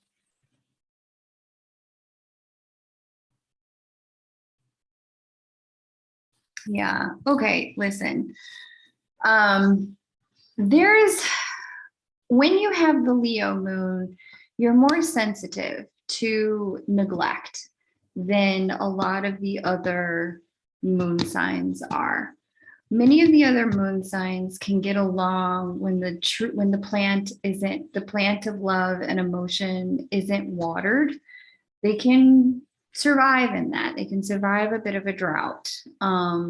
If the plant of love is not put in direct sunlight or given the adequate amount, appropriate amount, the other moon sign plants, they can survive. The Leo moon sign plant doesn't do so well with that, and neither does the Aries Venus. These two in particular really struggle when there's a lack of reciprocity individually, Leo moon and Aries Venus. But when you have both of them together, and then you have Uranus in activation on your sun, there can be a bit of a like, well, since you're not giving me the attention I need, and I am open to the attention I need, if it's coming from someplace else, I will have it. A girl's got to eat. It's that kind of thing. And so that's not, I wouldn't say a shadow use of your energies. I would say it's more like I just can't let this car run out of gas. And this car is more sensitive to running out of gas than otherwise would be. And my suspicion is that this person was paying attention in a very particular way to you that watered your plant and gave it some sunlight. And if your counterpart wasn't doing those things, if that connection wasn't feeding you in the way that you needed to be fed, you just weren't going to be willing to let yourself go on empty. Now, I would say it's a little messy to get yourself watered and fed out of the 8 billion humans here on planet Earth by somebody that your twin already knows that's going to have some consequences in your connection, Pamela. But nevertheless, if this is what was needed, I'm trusting your plan and your process and your spirit's plan and process. I'm just hoping that you had a conversation with your counterpart before you started dipping and dabbing over here with their friend about what you needed in terms of connection and how you were hoping to be better connected to them. I'm hoping you were able to articulate that. If you were not, unfortunately, I do see that there is a bit, like I said, there's going to be some blowback at some point. But it's just, especially, like I said, there's 8 billion other humans here. You didn't have to pick one standing right next to them just because that one was paying attention. Okay. But if you recognize what your needs are, you can have a constructive conversation about those. Okay. List is open. If you'd like to get on it, that's the way to do it. I have just finished reading for Pamela. It would be your turn next. If you decide you would like to jump on it, Crystal, just look below that and you will see that there is a way to bypass that. Okay. You'll see that there's a way to get to a, just say you can skip that.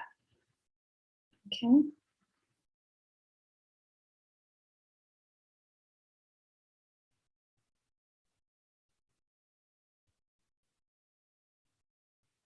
You're welcome, Violet. Okay, so Crystal is on the list. Cool, cool. Okay. So I'm going to read for Crystal and then it will be your turn. If you decide to hop on the list, you can do that. I'm going to do a question for my moderators, Devent and Kylie. Thank you so much for being so present and for directing traffic while I read. I really appreciate it. I'm going to do Crystal, then I'm going to do Kylie and the vent, and then you guys get your questions ready. And then we'll just see where the list is at after that.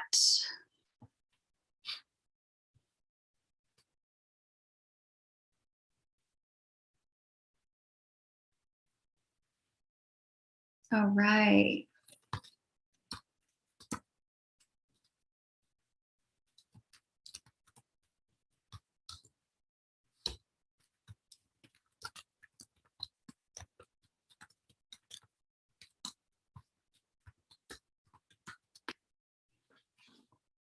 Love you guys too. You guys are amazing. Couldn't do what I do without y'all. So thank you for your support and for showing up. I always appreciate having you guys here.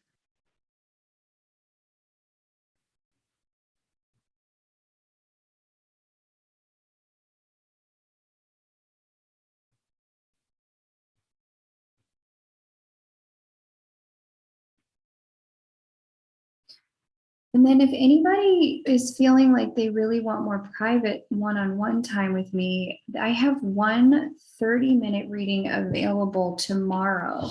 You can definitely grab that 30-minute reading. If for whatever reason you can't join live because it doesn't work for your schedule, you can always request the recording over at kmoonastro.com. Okay. Thanks, Crystal. Kylie and the vent, get your questions ready because I am going to read for you two next.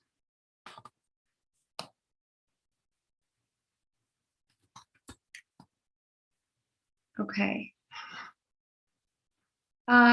Crystal, can you please give me birth details, meaning location, where you were born? That would be great.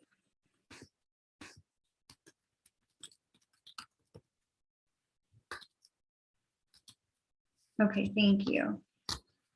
Really appreciate that.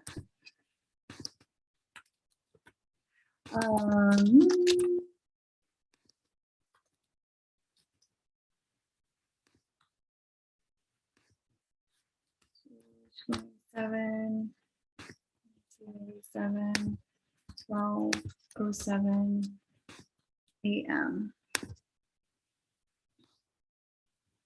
Okay. Let me just pause here and quickly share the link to my main channel. So I think I'm going to do one more hour before I call it.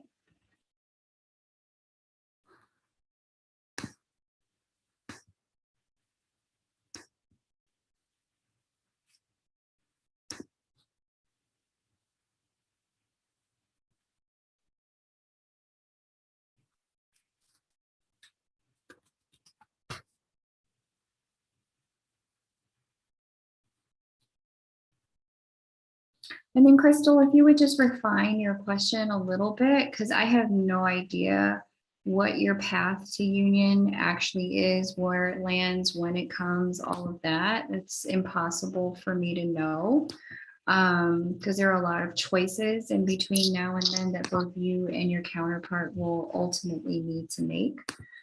But I can tell you what your current lessons are now. And as long as you're cool with that, we're good to go. But if there's something else you prefer to know about, union and your counterpart and the energy and the connection, let me know that as well.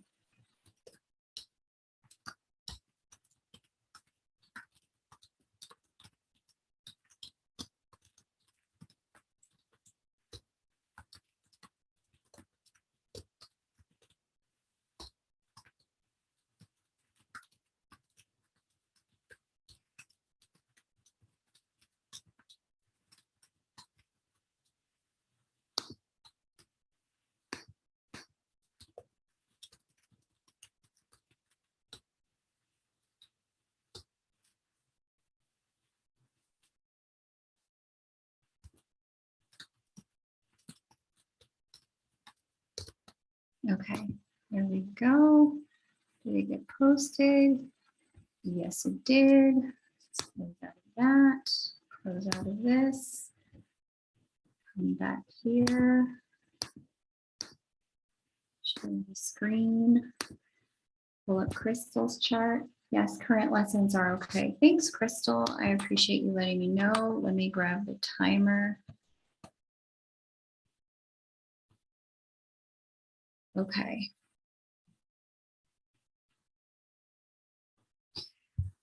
When I look and see here for your current lessons and your twin connection for you, I see your own divine feminine energy unfolding in your 4th house in retrograde on top of your natal Mercury retrograde. That's interesting. And then I also see your natal Jupiter unfolding here on top of your natal Jupiter. Interesting. Moving into a new Jupiter cycle. Okay, so your internal divine masculine energy is moving into a brand new cycle, Crystal. And this new cycle has a lot to do with owning and understanding your power, your innate divine masculine power. It has a lot to do with speaking up and learning how to be honest and be vulnerable without apology, and say the things you need to say without needing them to be perfect, and really honoring and recognizing that it's better to be present than it is to be perfect. This has to do with showing up for the journey, not withholding, and letting go of some of the ideas and expectations. You see how both of them are in your 4th house here.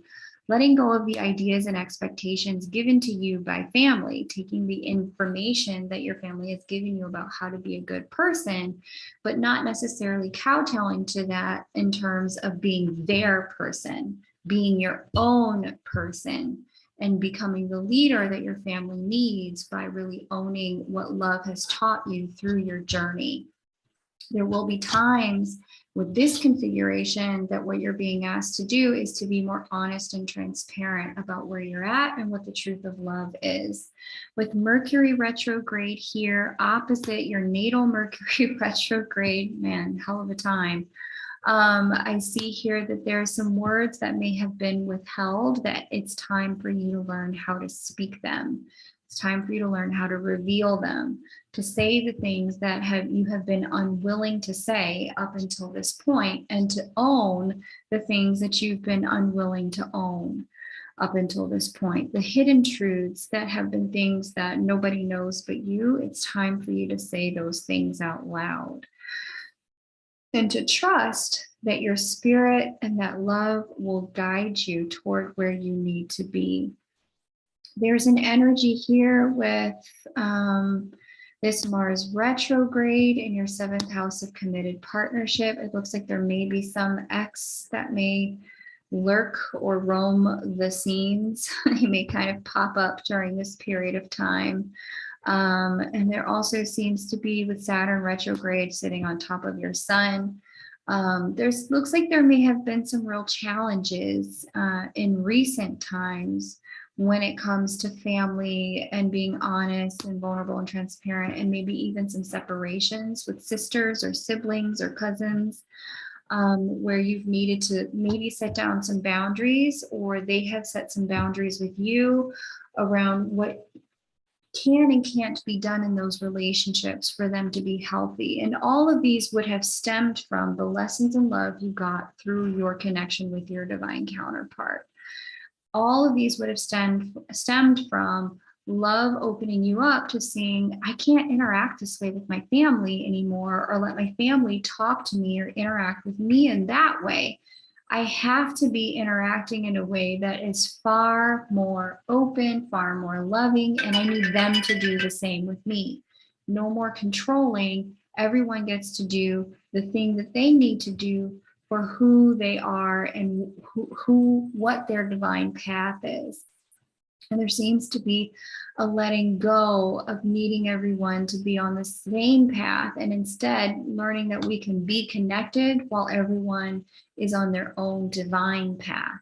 Okay, so Crystal, that's what I'm seeing there for you as the lesson at this time. When I look for where the union window energy takes place for you, it is in that fourth house. The vent or Kylie, go ahead and paste your birth details. Whoever pays first, I'll just read you first, read the other one after.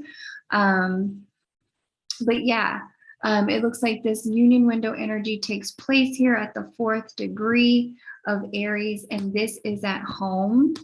The home, the roots, the family of origin. And so it looks like you're being asked to really understand for yourself how to come into union with your family of origin, your birth family, and accept them as they are. Love them where they are at and forgive them because they're not who you need them to be, but they are what God needs them to be. And there's Jupiter and Juno meeting up in January in the sign of the family, the house of home right there for you in Aries. Okay. No problem, Kylie. I completely understand. Okay, so all of this looks really, really, really good. It's just a matter of you coming to terms with and accepting, Crystal, who they are and who they're not, and not needing them to be something that they're not, but then also letting them know, I can't be something that I'm not either in order just to please you. But we can still be connected, and I can still love you, and you can still love me. And this is one of the bigger lessons in love, is how to bring that love to your soul, to the family you were born to, in such a way where there's no make wrong. We're different, but I'm not making you wrong and you're not making me wrong. And that's one of the biggest gifts from our twin connections that we can bring into our family of origin. It looks like a union with family time for you. Okay. Kylie, if you change your mind, keep me posted. Thank you so much, Crystal, for letting me read for you. Tamara, I received your payment. Thank you so much. I'm going to read now for the vent. Tamara, if you would get your question ready, I would appreciate that. Take a look at the way the vent has posted her birth details, location, date, and time. And then the question she has there, you can ask any question you want, but that's, Tamara, what I would need from you. Okay, I got you, TW. I have you on the list. Take a look at the way the vent pasted her birth details. Follow that format, and I'll read for you next. All right, the vent, let's get into it. I don't know if it's Mercury or Uranus or what, but my life is wild, especially my love life. Ooh. I think I'm in some Neptunian situation, but yeah, what the hell is going on? Great question. So a few different things we have happening. We have Mercury retrograde happening. Mercury is the ruler of your 5th house of dating and flirtation. I would expect nothing less than a whole bunch of people that things never really got off the ground with resurfacing, talking about, what you doing? Like no time had passed. Especially if any of these just fell into this we had sex but it never went anywhere category, because this 8th house is sex and intimacy. I expect some of them to show up with the Mars retrograde unfolding in your dating and flirtation category over here. And Mars being the ruler of your house of communication. I'm thinking a bunch of people have showed up with the "what are you doing" texts. With no kind of "sorry, I have been missing," no, "hey, just thought I would check in," just "what are you doing?" out of nowhere. I think that there might be some of that going on for you. And then we have the final Mercury retrograde happening in Capricorn, your subconscious mind, in December. That's going to help you understand what it is that subconscious mind has going on within it that has the door open to people thinking that they can do that. Why is it that there was no closure, no periods on those sentences?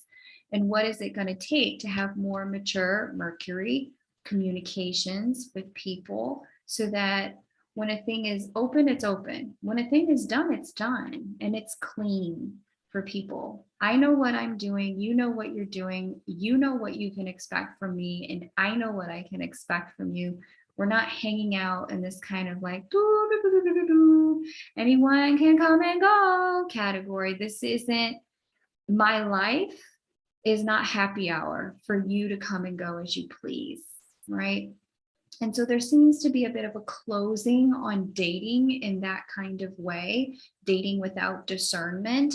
Mercury retrograde in the world of discernment, sign of discernment, dating, Mars retrograde, 5th house, 8th house, sex and intimacy. If there's been intimacy without discernment here and there, or indiscriminate intimacy here and there, there seems to be some level of like, okay, this is what we're not going to do in 2023. Let me tell you what we're not doing. There seems to be a level of clarity about that. And now you're up leveling into a world of communication about directing traffic in your life, so that dating wise, you're getting a higher quality and caliber of interaction. There may be fewer interactions, but they're higher quality with greater depth.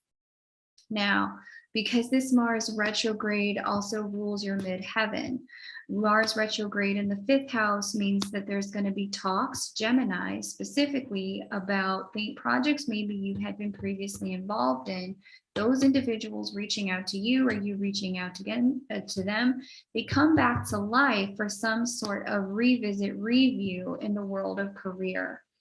The career house here is giving you this opportunity to try these again during the Mars retrograde, to ensure that you have maxed out on the potential for those things to come to bear, for you to stretch your creative legs. And so where those opportunities feel aligned as a place of your personal self-expression, say yes. Where they don't, obviously, say no. Tell them keep it moving. But all of this is part and parcel of the greater circumstance of your Saturn return, where you are learning how to stand in better boundaries. Saturn is boundaries for yourself, 1st house, so that you can have the quality of life that you want to unfold without some of the messiness that can come with having bad boundaries, okay? Or loosey boundaries. Thank you so much, Devent, for letting me read for you. I always appreciate it. Tamara, it is your turn, so let's get into it for Tamara. And if somebody else would like to jump on the list, you can definitely do that. The way to do that is pasted in the blue pinned comment at the top of the chat. You can certainly jump on the list and grab a mini reading. If you would like to do so, just send $25.25 USD to the PayPal listed there, or to the Venmo account there listed. I'm going to read for Tamara now. And if you decide that you would like to jump on the list, I will be reading for you next. Okay, you're in San Luis Obispo, California.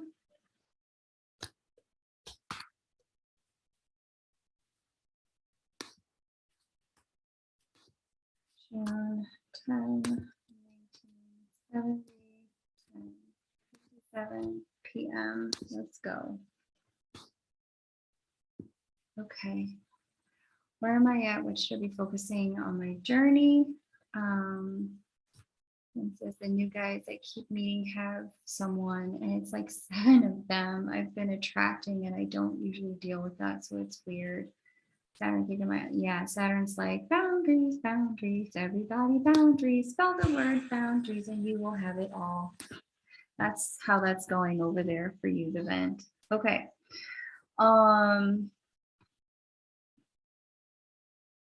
Wants to know what she's focusing on. So let me pull out the transits for now.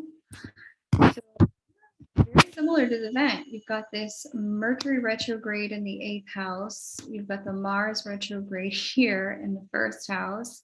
You've got the Scorpio midheaven, no Saturn return going on.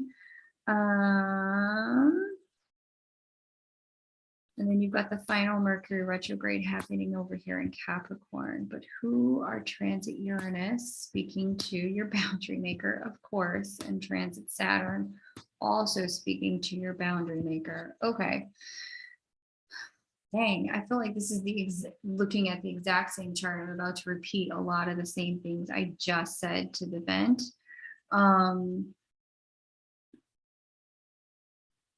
Is there nuance? For Tamara, something's telling me to look at your moon. Why her moon? Because Juno is retrograde opposite. Why else her moon?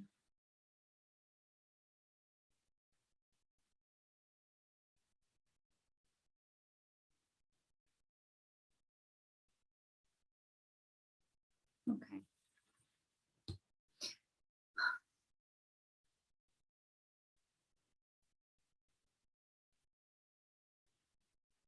Okay, so there is something here for you. Uranus and Saturn since last year have been working on your boundary maker in the house of communication. Not surprised. With the Virgo moon, there is the need to please in there and the desire to help wherever you can be helpful. And with the Gemini sun, it's hard to say no.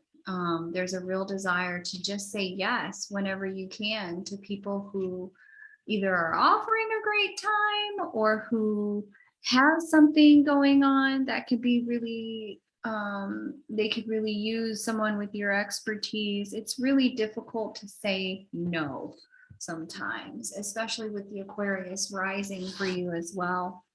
Saturn and Uranus have been trying to get you to learn the importance of saying no to people, to not necessarily being the kind of person who says yes whenever someone's in need, the kind of person who just goes with the flow.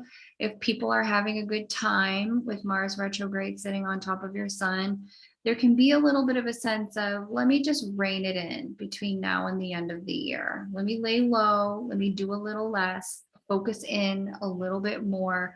This Mars retrograde is asking you to do some revisitation of some of the projects that you have put out there and where you have had split energy, Tamara, where you've been unfocused in your manifestations. This is a period of time where you're being asked to really clean up.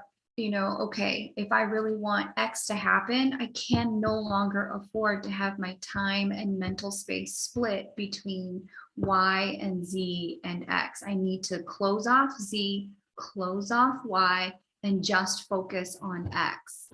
And there's a real need for that at this time. And so I see you really taking the time between now and the end of the year with the Mercury retrogrades and the Mars retrograde to figure out how to gently offload some people, some projects in your world and let some people know, listen, I'm not the only floaty in the pool. You don't have to drown, but you cannot continue to hold on to me. You can either learn how to swim, or you can find yourself another floaty, but you can't continue to latch onto my floaty because neither one of us are getting anywhere. I'm just sitting here in the same spot I was in 2021, and we're a whole year later because I've been over here trying to help you or have fun with you or be connected to you, but it's come at the cost of what it is I feel like I'm here to do. And so these energies are asking you to learn how to focus and really separate distraction from opportunity and put an end to Mercury retrograde in the 8th house distractions, so that you can really start to leverage your capacity for curiosity to go deep. That's that Gemini sun. You have the capacity to go deep, that Virgo moon. If you are not distracted by trying to juggle everyone else's drama and trauma while also trying to solve for your own. Okay. And so I see you at the end of this year really going within a bit more and learning some of the language of telling people they can't, like, you're just not available for certain things anymore, Tamara. There are certain things that you just can't do with people anymore because you're getting focused into moving into your next level. And I see you taking some stock of where you have conflated opportunity with distraction so that you can get more focused on opportunities and not miss them when they come. Okay. Thank you, Tamara. I appreciate it. Now we have Kristen, Kristen P. It is going to be your turn. Thanks, KP. KP, I just need your birth details.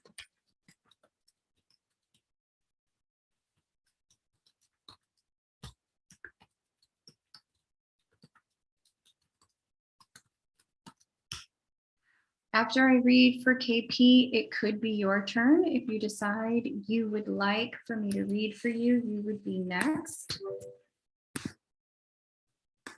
Okay.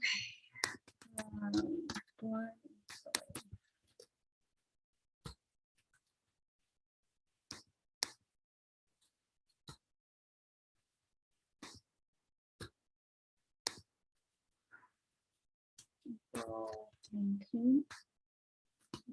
1984. 7 p.m. Okay. You're welcome, TW. I hope that provided some validation for the path you've been walking so far. All right, so list is open. If you would like to jump on it, you definitely can. The way to do that is pasted in the blue chat box pinned at the top. I'm also going to paste it here. You can jump on the list. I'm reading for KP now, and as soon as I'm done with KP, it would in fact be your turn if you decide to jump on the list. I do have one 30-minute reading available tomorrow. You can book over on my website, K-Moon Astro, if you would like to go deeper on any of the conversations that we're having here. If you're not available at the available time listed, you can certainly book and request a reading, or a recorded reading only, and send me your questions. Okay, so KP says, I feel like I'm doing a lot of letting go in romance, but I'm also feeling annoyed and frustrated. Any clarity in that area of the chart? Okay, set the timer. All right, KP, your romance area has a lot of Gemini rulership to it, and we have Venus and Aries at the 15-degree mark, and we have, where's your moon? 27 degrees Sag, and where is your Mercury? 3 degrees Taurus. And you say you have a lot of frustration. What is the frustration? If you could pinpoint it for me, I know which of these 3 planets to look at. Oh, I feel like I'm doing a lot of go, but you're also annoyed and frustrated. Okay. A lot of letting go, also annoyed and frustrated. Okay, let's see. Okay, some of this has to do with the way transit Pluto is on its way to being in a direct square with your natal Mercury.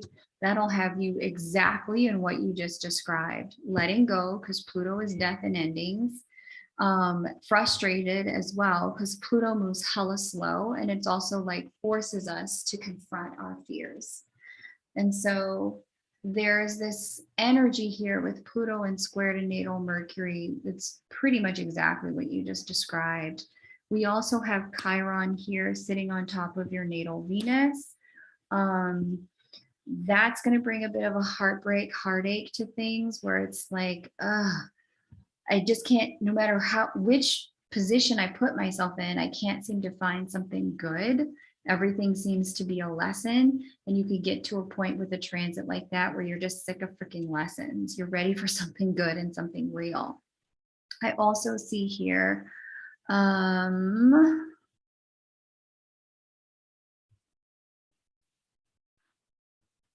yeah, Saturn here is speaking to your natal Juno, and Mars is going to retrograde on top of your natal Juno and then move forward again.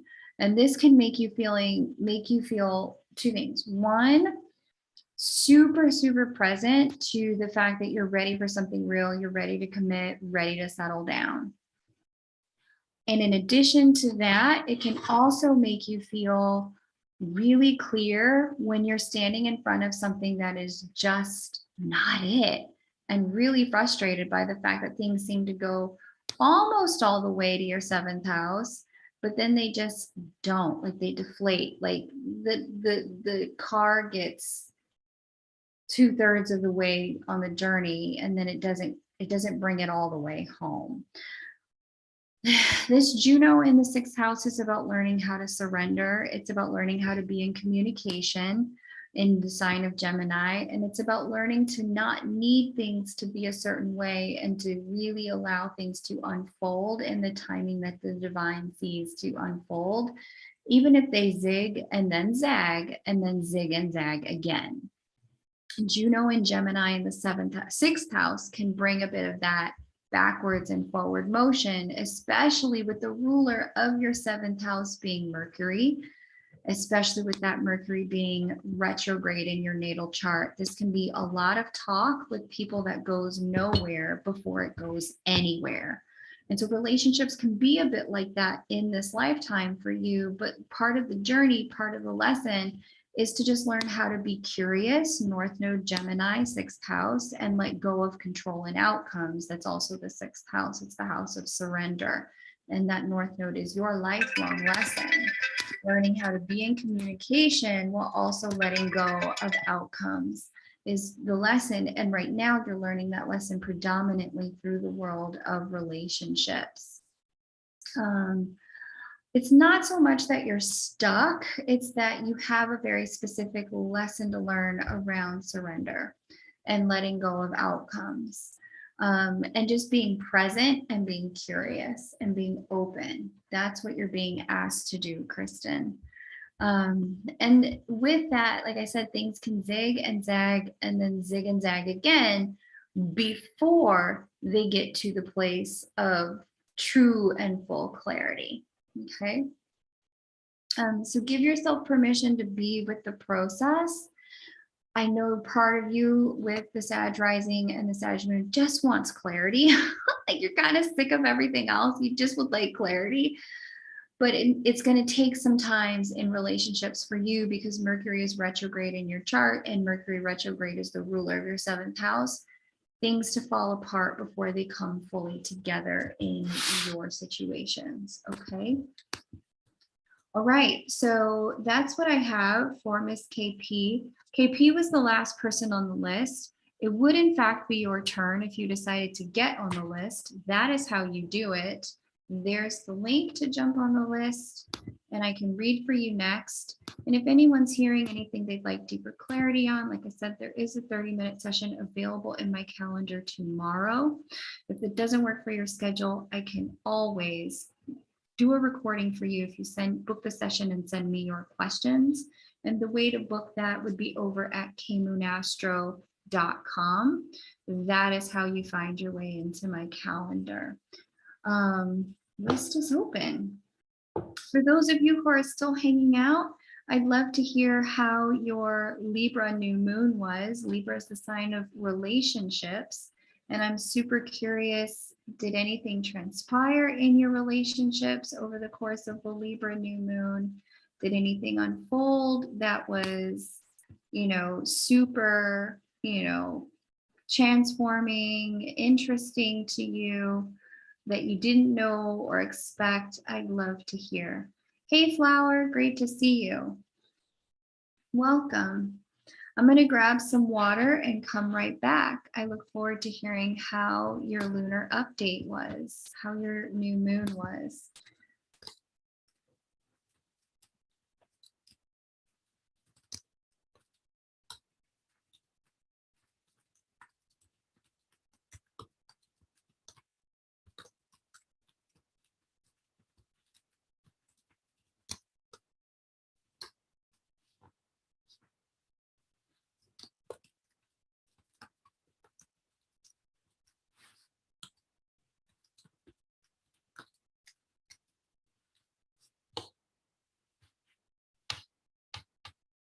Be right back, guys.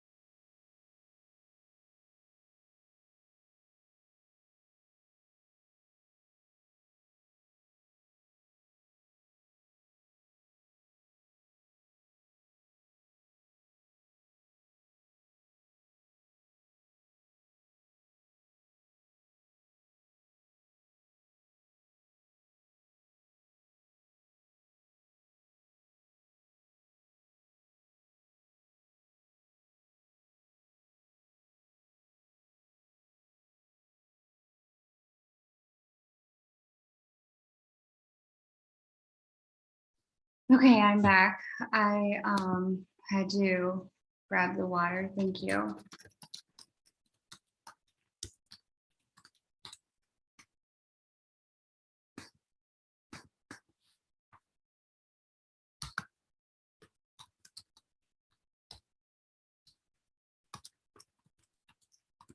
Let's see what these comments have to say. Okay. The event says she was intimate with a guy during the new moon. I didn't know was married till after the fact. Wow. I was also very drunk. Apparently he's in an open marriage, but it still feels wrong to me. Wow, that's deep.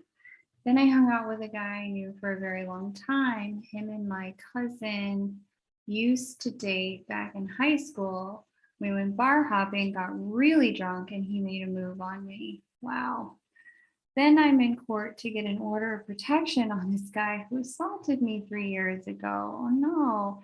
And I have a temporary one, of course. After the court date, I see this man at the bar and I made him leave. Wow. That's really intense. That's a lot going on. Stay safe, event. But yeah, this is now I understand why the reading I gave you was the reading, the information that came through. Key pieces, we all just saw mine. Yes, we did see your new moon. And if anyone wants to jump on the list, you can. Welcome, Flower. Flower says, I've been going through journals, experiencing things I thought were over, trying to put to words how I found forgiveness. Wow. I spent the new moon in Chicago dancing with strangers at an all-day concert. Wow. That sounds fun, Flower. Okay. Really fun. Good. Flower, it sounds like you're really doing some deeper diving work, some deeper internal work. So that's great. Thank you, Kylie, for posting that information. I really love your Halloween emojis, Kylie. You always do such fun emoji combos and it just livens up the joint. So thank you, sweetheart. The Ven says, then it's my former BFF's B-day and her son today, and I seen her son in the train yesterday. Okay. Yeah, there's a lot of mirrors going on there in your world event. Sounds like they might, if given some thought, have some things in common that provide some clarity about the what's next for you. So good stuff. I'm having a wild ass time. I don't want to drink around men anymore. I don't care how long I've known them. That's how I feel right now. Yeah, yeah, I get it, the vent. I really do. Um, there's the alcohol can create permission slips for things that nobody thinks is a good idea, but that people just kind of go along with, unfortunately. And so this is a time of reviewing again choices, how our choices got us to the place that we are in, and how we can alter those choices to get to a different outcome, a different destination. So I'm glad that you're however you're getting to the reflection point of the choices, whether you're going through old journals like Flower is, or you're having experiential mirrors the way the vent is. It doesn't matter how you get there. It's the fact that you get there that matters. It's getting to the point of going, okay, where's the mirror? What's the choice that I made then? What choices can I make now so that I can be in a place of fully allowing myself to have some new experiences? Okay. There's no wrong way to get your mirror. You just do it the way that you do it. Okay. P says, I got my job offer rescinded on Tuesday, kind of my dream job at this point in time, and my current contract ends on Friday. But since I'm an expat, my legal residence is at serious risk now. Wow, P, I'm so sorry. Yeah. Since it got rescinded during a Mercury retrograde, I want to say that if not it, something like it does probably come back onto the table at some point, maybe during the Mars retrograde. It could be something like a temporary temp to hire kind of thing, temp to perm kind of thing. So just know that this isn't it. Like, this isn't all she wrote. The way it's going now isn't the way it's going to look in another 3 to 4 weeks, and isn't the way things are going to look in another 3 to 4 weeks after that. Things seem to kind of be in a place of shifting sands right now, and that's not a bad thing. It's just a, okay, take a deep breath, regroup kind of thing. Exactly, the event, and maybe offered again after the retrograde. My new moon was great. I did some new moon ritual work and ceremony work, hung out with a good friend over the weekend, couple good friends, and I got to see some artistic work that was really good, and I got to, just be connected, which was nice. But yeah, I'm coming up on 2-year anniversary that I offered forgiveness. Wow, flower. Good for you. Forgiveness is like a constant journey. It's not something you have the opportunity to just do once. You have to kind of live in a state of forgiveness, as opposed to, okay, I forgave you. Like, okay, I brushed my teeth today. I don't need to brush my teeth anymore. That's the end of brushing teeth. No, we got to choose to live in a state of forgiveness. And that's a daily kind of set of decisions that have to get made. The vet says I need more good friends. That's where I'm lacking. Good girlfriends. Totally understand. Hey, Queen of Water. Great to have you. I'm so sorry we can't read for you even though you're at work. Ah! I was planning to hang out for about another 30 minutes, but doesn't seem to be like much more reading action happening right now. We worked through a pretty extensive list.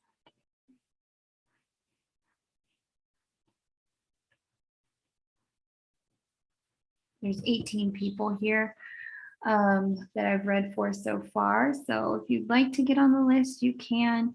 But otherwise, I might wrap up a little early. I was planning to stay through 8 p.m. Eastern, but may just call it a night here momentarily.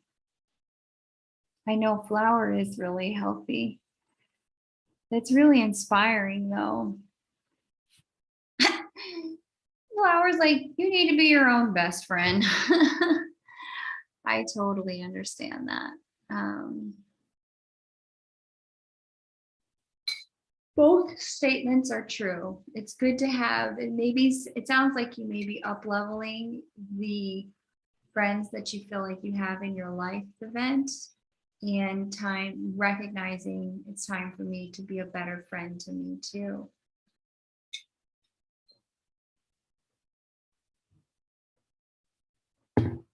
Okay. Queen of Water says, maybe next one I'll catch. That has a need for community. I completely understand that. I do too. My social circle is shifting as well. Flower says, yes, man, forgiveness daily. Yeah, it's a choice to live in a particular state of you don't owe me anything.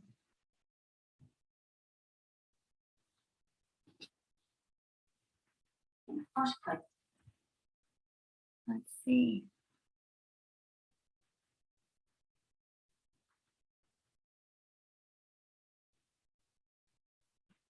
Go home, get some rest.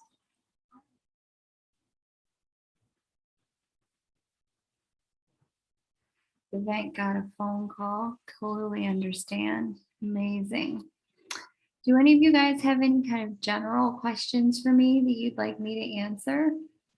We can have a look kind of more generally at collective energy. Queen of Water, forgiveness is about yourself, not any others for healing. That's right. If you're off by the time I get off, love you all. Love you too, the vent. Great to see you. Thanks for joining today. If anyone has a general question or collective question, I can answer that too. And after that, I think I may wrap it on up. That may be all we do today.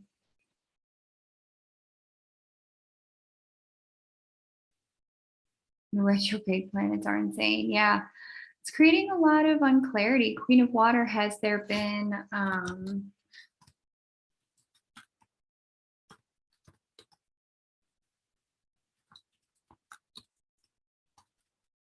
any interesting retrograde activities in your life? And for anyone, really, have there been any interesting things you've noticed with the retrograde in your lives? Mars retrograde, Mercury retrograde happening now. I'd love to know if there's anything in particular that's showing up that you guys are seeing.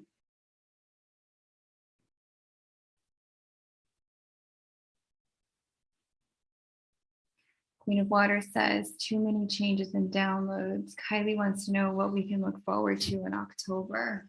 Kylie, you always ask such great questions. I love your questions. Okay. Let's get into it. I've noticed more sadness from the outside of myself. Yeah. Yeah, there seems to be a bit of that in the collective energy, but there's always a bit of that going on at any one particular time. That's something we'll notice more of in November. Queen of Water, I know you have a lot of water in your chart. And for anyone who has a lot of water in their chart, November is going to be a really interesting period of time. Because November will have a lot of water energy, same as May of this year did. And if you, depending upon how you do with excessive amounts of planets in water energies, you'll find that it's either inspiring and uplifting and creative and artistic, or moody and a little heavy, just depending upon how you do with water energy. Okay, let's get into October. Just get into the first week. We'll go to 10-7. Empathic feelings are rising. They just get stronger the closer we get to November, for sure. By the end of the first week of October, we have a lot of tension between Jupiter and Chiron and the Earth sitting here in Aries, and creation goddess Sun and Venus and Shaman's asteroid in Libra. That opposition has us really kind of walking the line between our singlehood and relationships and trying to figure out what we actually need in our connections, if anything, or from our connections, in order for our connections and for us to feel like we're in a healthy place. There's going to be some, looks like maybe some conversations in the world of relationship. Mercury retrograde is completing on October 2nd, moving forward back into the relationship sign, Libra, and giving us all a bit of a focus when the Sun and Venus and Mercury are all in Libra. It's going to be a bit of a focus on our relationships and balance and whether or not we're doing the right things in our relationships.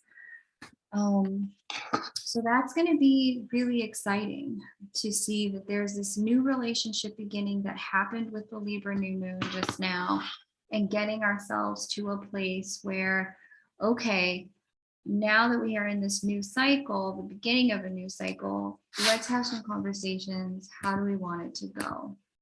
Let's go ahead into the end of the second week of October. So mid-October. Now you can see full on Libra stellium, full on Libra season. Again, Libra wanting to be about fairness, justice, balance, equity, relationships, partnerships, etc. You know, there's, with this much energy in air sign Libra, plus we've got Mars, not yet retrograde, but on its way to it, and the moon sitting together in air sign Gemini. You can see by the second week, there's a ton of energy in the air signs.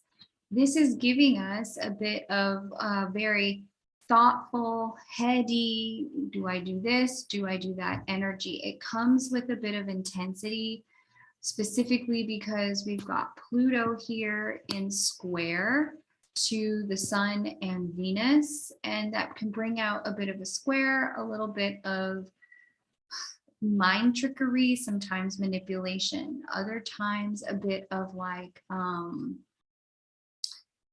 wanting to dominate, wanting to control kind of energy. What I like about seeing this is that Mars in trine and Moon in trine with Pluto is that emotionally, most people will really be on the page of, I just want to move forward in a way that's constructive. I'm done doing the old thing. I'm ready to do the new thing. And because of that, what you're going to see here is a bit of more level-headed, open-minded conversations. And I like seeing that information here. Passions can run high with Pluto square Venus and the sun, but it's only because you're going to see that people are really invested in circumstances in the conversation. So if there's been important conversations that you need to have, this is a great time to do it. Mars is direct. Mercury will be direct in the second week of October. They're about to go retrograde, but you can at least establish something constructive during this time, especially because Saturn here will also be harmoniously aspecting this Sun, Venus. So if there are important conversations or negotiations you need to have, best time to do it in October will be in this second week of October. Okay, let's go on to the third week of October.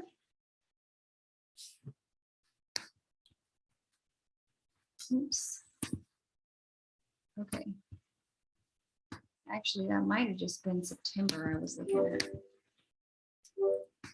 this chart. Nope, that was October. Let's edit the chart data. Let's look at the 21st of October. Okay. We still have a lot of energy moving through the sign of Libra. Now moving into the last degrees of Libra, we still have Mars hanging out here. I think this is as far as Mars goes before Mars turns retrograde. Saturn is still retrograde, having its wonderful conversation here. But now we have Jupiter at the 0-degree mark of Aries before it backs up into Pisces. Okay, and so with Jupiter at that 0-degree mark of Aries, this is kind of the last hurrah for starting off anything major or new. If you were going to do something major or new, this is the moment for it. Let me just mark that date.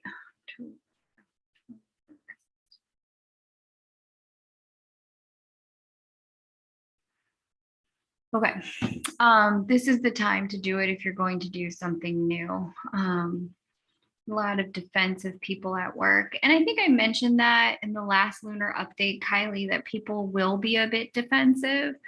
And it's because people are getting a mirror. It's a very humbling period of time where we're all getting quite a bit of a significant mirror about how we've played our part in circumstances being the way that they are. Our wounding is up, and we're getting some lessons about the ways in which we have created what we are experiencing. And so all of that to say, you know, if people are defensive, let them be.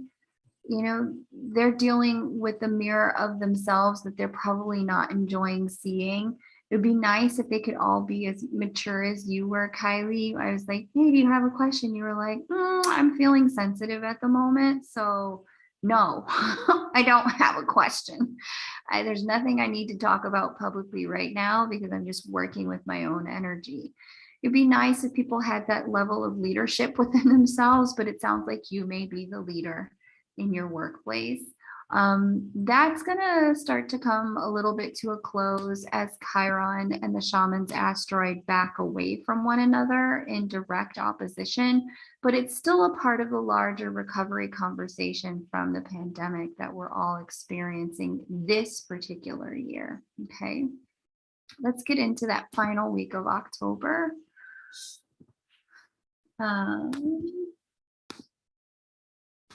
And if anyone wants to jump on the list, you can. We'll go to the last day of October. Because I'm about to wrap up here shortly. Now we have a lot of energy. We had a bunch of energy inside of Libra. 10 days later, now we've got all that bunch up energy inside of Scorpio. Got the South Node, we've got Venus, we've got Sun, and we've got Mercury, and we have eclipses that were just there and eclipses to come. Had to kick people out. Yeah, you know when people just get defensive, that's their own stuff coming up. And we have Mars retrograde. So what's interesting about this is that lunar eclipse, let's go ahead and back up to that date.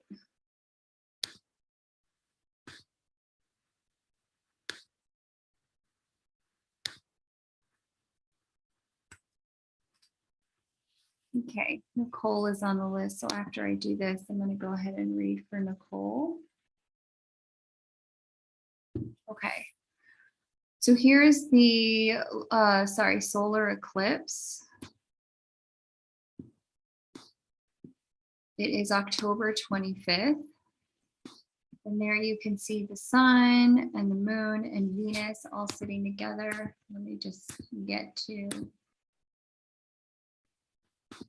AM part of the day. And there they all are.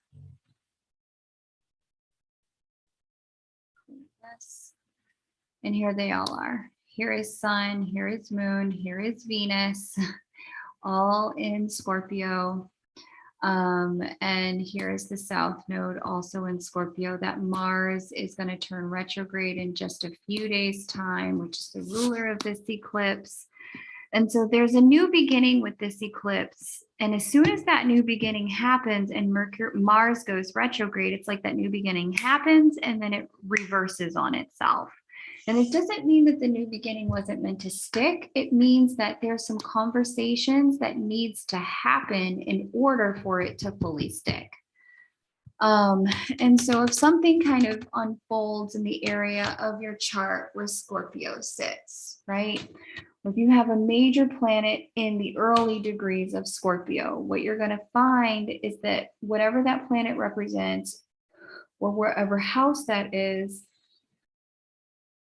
there is something new that will begin to unfold as we hit this solar eclipse. But then just as it hits, Mars retrograde almost takes it away and asks you to reconsider, revisit the contract, have another conversation, reassess, look at things again, double check the fine print. And as soon as you can do that, then you can begin to move forward again. Okay.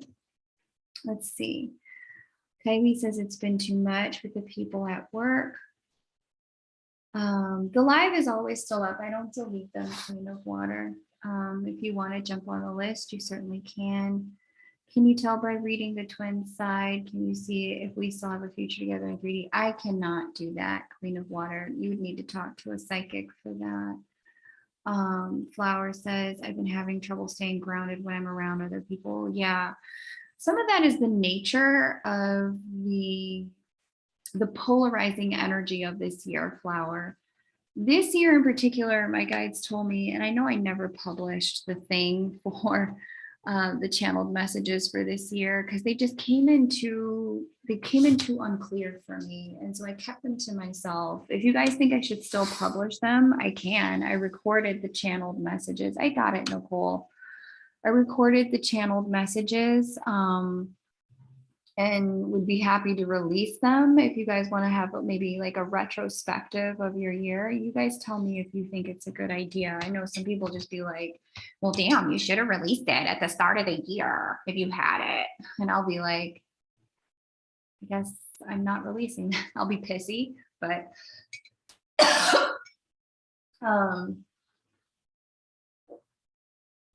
all of that to say that this year is going to be very polarizing. My guides told me this up front, and that it'll be very clear where you are in university and other people are still in elementary school. And it just won't be possible to keep hanging out with people who aren't on your grade level anymore, not in the way you used to. There's going to be, because this year is so polarizing and has so much extreme energy to it, if people just aren't in your grade level, you will be asked to operate with people on your level from this year forward. So yeah, they told me that and I was like, oh wow, that's hard. But I'm really seeing that where it's just hard to be around people who just aren't operating at the same level of consciousness. It's just not possible to swim in the same water with them anymore because you're being asked to do much deeper and more complex things. And they too are being asked to understand things at their level much richer. So there's that. But yeah, getting back to this eclipse, Nicole, I'm coming to you, sweetie. Go ahead and paste your birth details, Nicole, and I will pull up your chart right after I wrap this up. But yeah, this energy and this period of time is giving us an opportunity with this new beginning in Scorpio energy. It's almost like a new beginning that is allowing us to see kind of what has to end for things to move forward. And there does seem to be some rich conversation going on around boundaries with Saturn speaking to Mercury in the way that it is, and some rich conversation about the past with Mars preparing to go retrograde in the way that it is, in order for us to excavate. And it's almost like a postmortem. Like, in order for us to move into the next chapter, we have to make sure that we integrated the lessons of the last. And that's what the tail end of October is going to give us the opportunity to do going into November. All right. Kylie, thanks for asking such an awesome question. I'm so glad that I got the chance to look ahead with you guys like that. That was a lot of fun for me. And I'm going to go ahead and read for Nicole. And I think I'm going to go ahead and wrap up because there's no other new people jumping on the list. And I am definitely ready to move forward with the evening. Okay, so here's Nicole. She was born in California. If you'd like to jump on the list, you can, but you definitely need to do it now. Okay.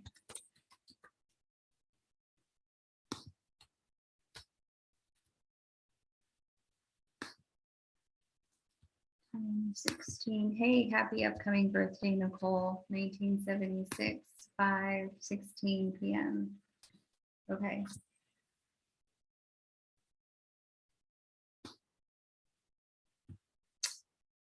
All right, so let me set the timer.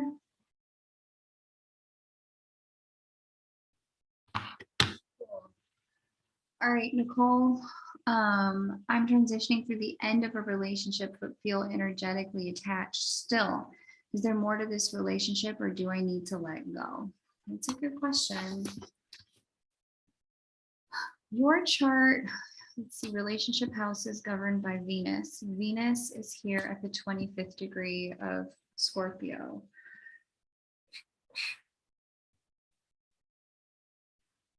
Getting impacted by Saturn at this time.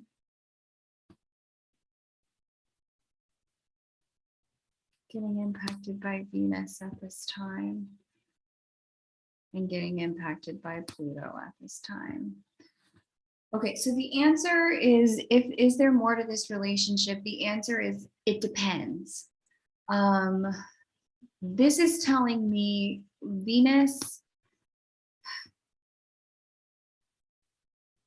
So whenever Venus sits in Scorpio, she doesn't give her best. Venus and Scorpio people are really prone to having, frankly, I'm going to be honest, some real relationship drama and trauma, where they can find themselves financially embroiled and ensconced with people and in over their head in ways that they have no intention or need to be.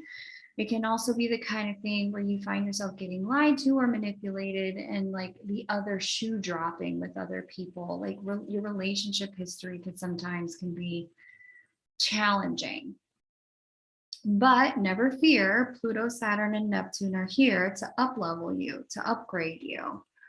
And what's happening right now is where there have been patterns of toxicity where the sex has been so good you just couldn't let a thing go, or you just felt so enamored with the way this person loved you that you just had to stay in it even though you weren't in love with them back, right? Pluto is saying where there have been imbalanced pattern dynamics, this has to close. Saturn is saying where this is compromising you being your full self, whole self, nothing but yourself, this also has to end. Neptune is saying there is a spiritual lesson here if in fact you're willing to learn it, but you're going to need to be willing to let go of control of the outcomes in order to get the lesson. Can this go further? Yes, but it would need to really, the relationship would need to transform in such a way where you have better boundaries in it, where your dreams are protected, where who you are is honored. There could be no more them or you hiding, lying, or repressing. And there would need to be a way to connect deeply spiritually with one another. If those three things are not set to happen at this time, then yeah, this relationship is set to come to completion. Now, if this ending unfolded during the Mercury retrograde, I will say that it does look like there may be a more protracted ending than a definitive ending, where this kind of drags a little bit, going to be honest, for a little while, while the two of you evaluate, can it do the three things that I have just mentioned?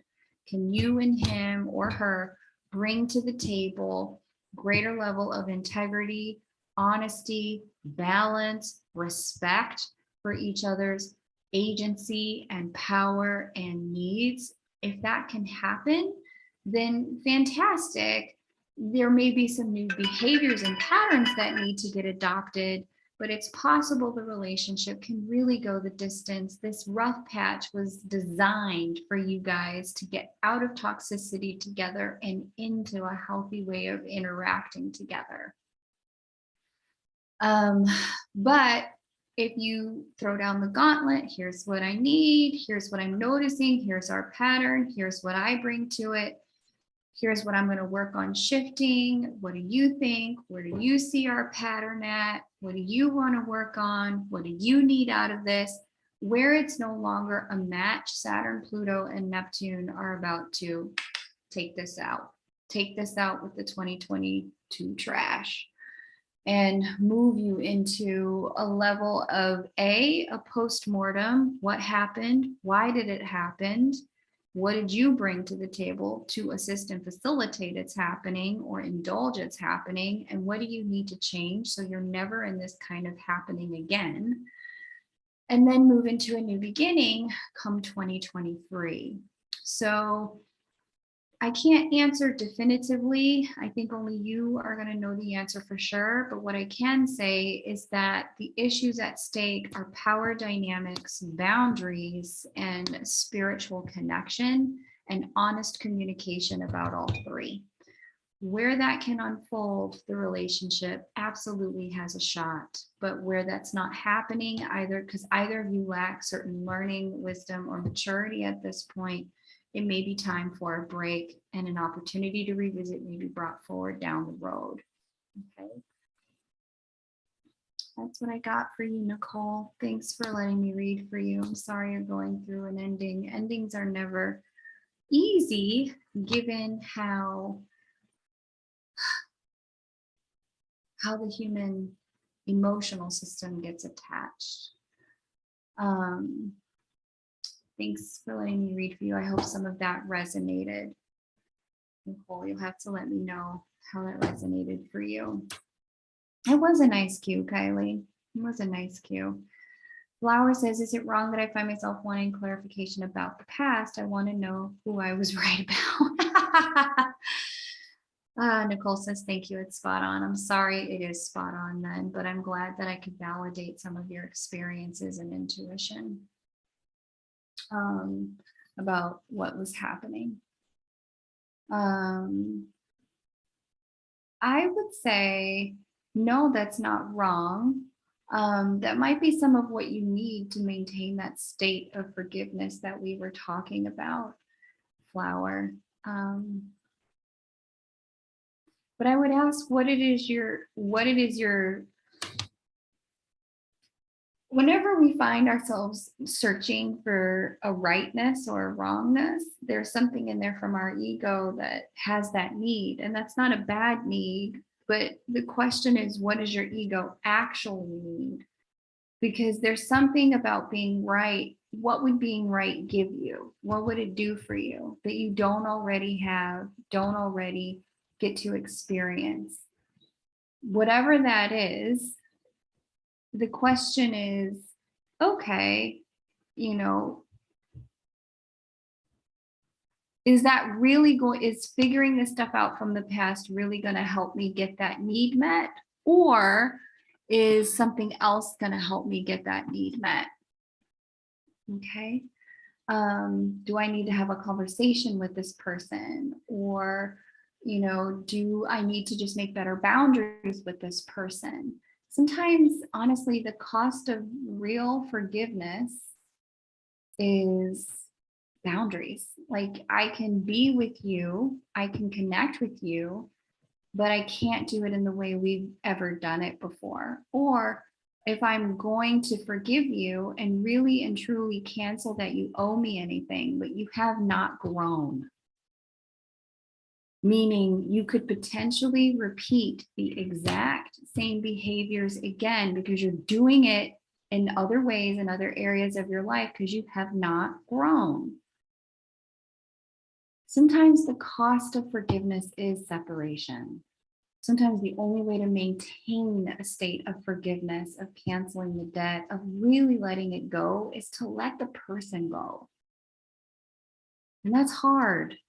Sometimes it's hard to accept that the cost of forgiveness is in fact separation. And you may have tried it the other way for a long period of time where you wanted to forgive them and stay connected. That may have been something that you worked toward and strived toward for a long time. But you may find at this time you're moving into a season of your life where it's not possible anymore, where you need the separation in order to maintain that equanimity of mind and peace of spirit. Okay. Flower says, I just want confirmation about my intuition. He always made me feel crazy, like I was imagining things. I understand, Flower. I understand. It's when you've been gaslit and betrayed and had your intuition betrayed significantly, it can be that's hard to recover from, really hard to recover from. It can really leave us feeling in a state of struggling to trust ourselves, our intuition, the universe, life, and getting that trust back. Wow, it's tough. It's tough, especially if one of the things you're working on right now is sharpening discernment, Flower. When people in your past have undermined your capacity for discernment by betraying your intuition. That's one of the most painful betrayals to go through. You know, being lied to by someone you love, right? People say all the time in the research that it's not the cheating that broke my heart, it was the lying that broke my heart. It was the fact that you betrayed my own intuition, my own ability to trust that up was up and down is down, grass is green, sky is blue, right? That's the part that's the hardest part. And so what may be happening for you right now, Flower, as we move into the peak of this union window with Jupiter and Juno coming together in Aries and the sign of the self, the parts of you that got left behind while you were going through that experience with this person who betrayed your intuition, there may be a real need in the union with self, sign of the self, Aries. What's happening is you going back to those betrayals and bringing those parts of you back home.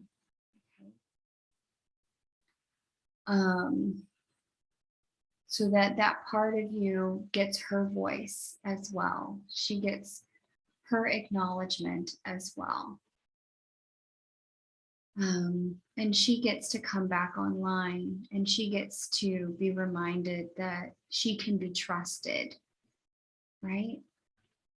Because sometimes when we get gaslit or betrayed in certain ways, the unfortunate thing about that is that when somebody lies to us about our own intuition, what they are asking of us is, no, don't stay connected to yourself. You separate yourself from you. You cut parts of yourself off so that you can stay connected to me. Most people don't make that request intentionally or out of maliciousness. They make that request because their own internal separation has caused them to do things that they are ashamed of. And the only way they know how to cope with the shame is to not have someone shine a light on it. So even though shining a light on it is the very thing that puts them back together and makes them whole again, right? So it's a complicated thing. I get it. You guys don't talk anymore, just birthdays here and there. You say, I've been writing about my journey and how we got here. That's good. Yes, I'm weary of trusting. I want to be free to feel. It can be hard, Flower. I get that. Because it sounds like that part of you that, tugged and tugged and tugged at your consciousness to pay attention to certain red flags. It sounds like you've done the work of forgiving yourself, you've done the work of forgiving him, but now there's a new step that needs to be taken, and that step has to do with honoring your intuition, that you can trust yourself, that your intuition told you right, and that there's no need for you to separate yourself from your intuition ever again. And that what happened in that moment was he intervened between you and your own intuition. And so now there's like a need for an external intervention to put you back together again. You can do that work yourself. You can also do that work in therapy with a trauma-informed therapist or somebody who does rational emotive behavioral therapy, or somebody who does emotions focused therapy. Those 3 types of therapy will really do focus in on validating your own intuition, more so EFT, the emotions focused therapy.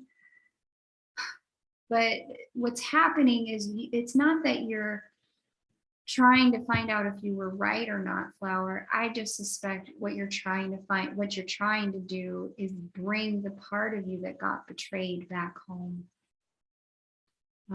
That intuitive part of you that really was trying to point things out and help you, that person was asking you to ignore in order to stay connected to them, in order to indulge their separation from self that was causing them such shameful behaviors to begin with. That part of you, she just wants to come home now. And she's just trying to earn her worth at your table, right? So I just want to say to you, flower, and for anyone who has been betrayed at that level, right? That you were right. You were right. You were right to trust yourself. You were right.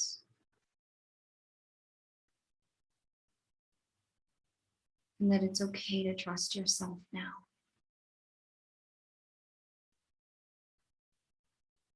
That if something felt off, it was off. And there's no need and no reason to seek externally anymore.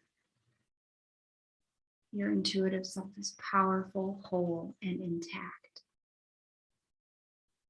And you can trust what she shows you. Okay?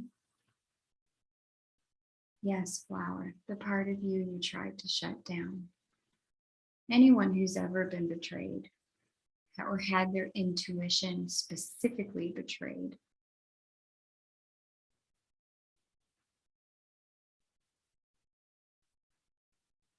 understands this.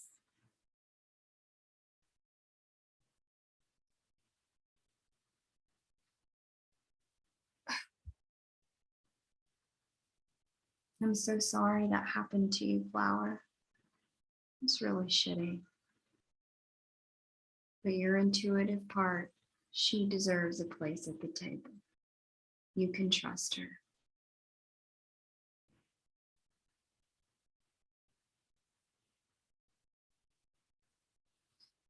Okay, sweethearts, that's a wrap for me. I am going to close out here, and I'm sure I'll see you guys again at some other point in time for a live mini reading. It was great to hang out with you all. You guys know how much I love kicking it with you. And yeah, if you want to book time in my calendar, you absolutely can. Absolutely. Much love to everyone. Thanks so much for hanging out. Hopefully some of that resonated for you, flower.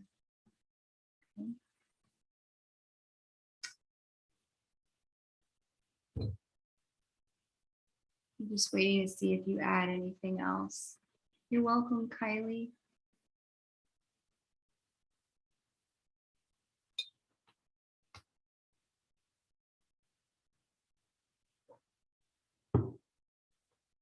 Okay. Does not look like it. All right, guys. Thank you so much. I love you guys, and we'll talk more soon. Bye for now. You're bringing her home front and center. Good, flower. Good. All right, guys. Take care. Bye for now.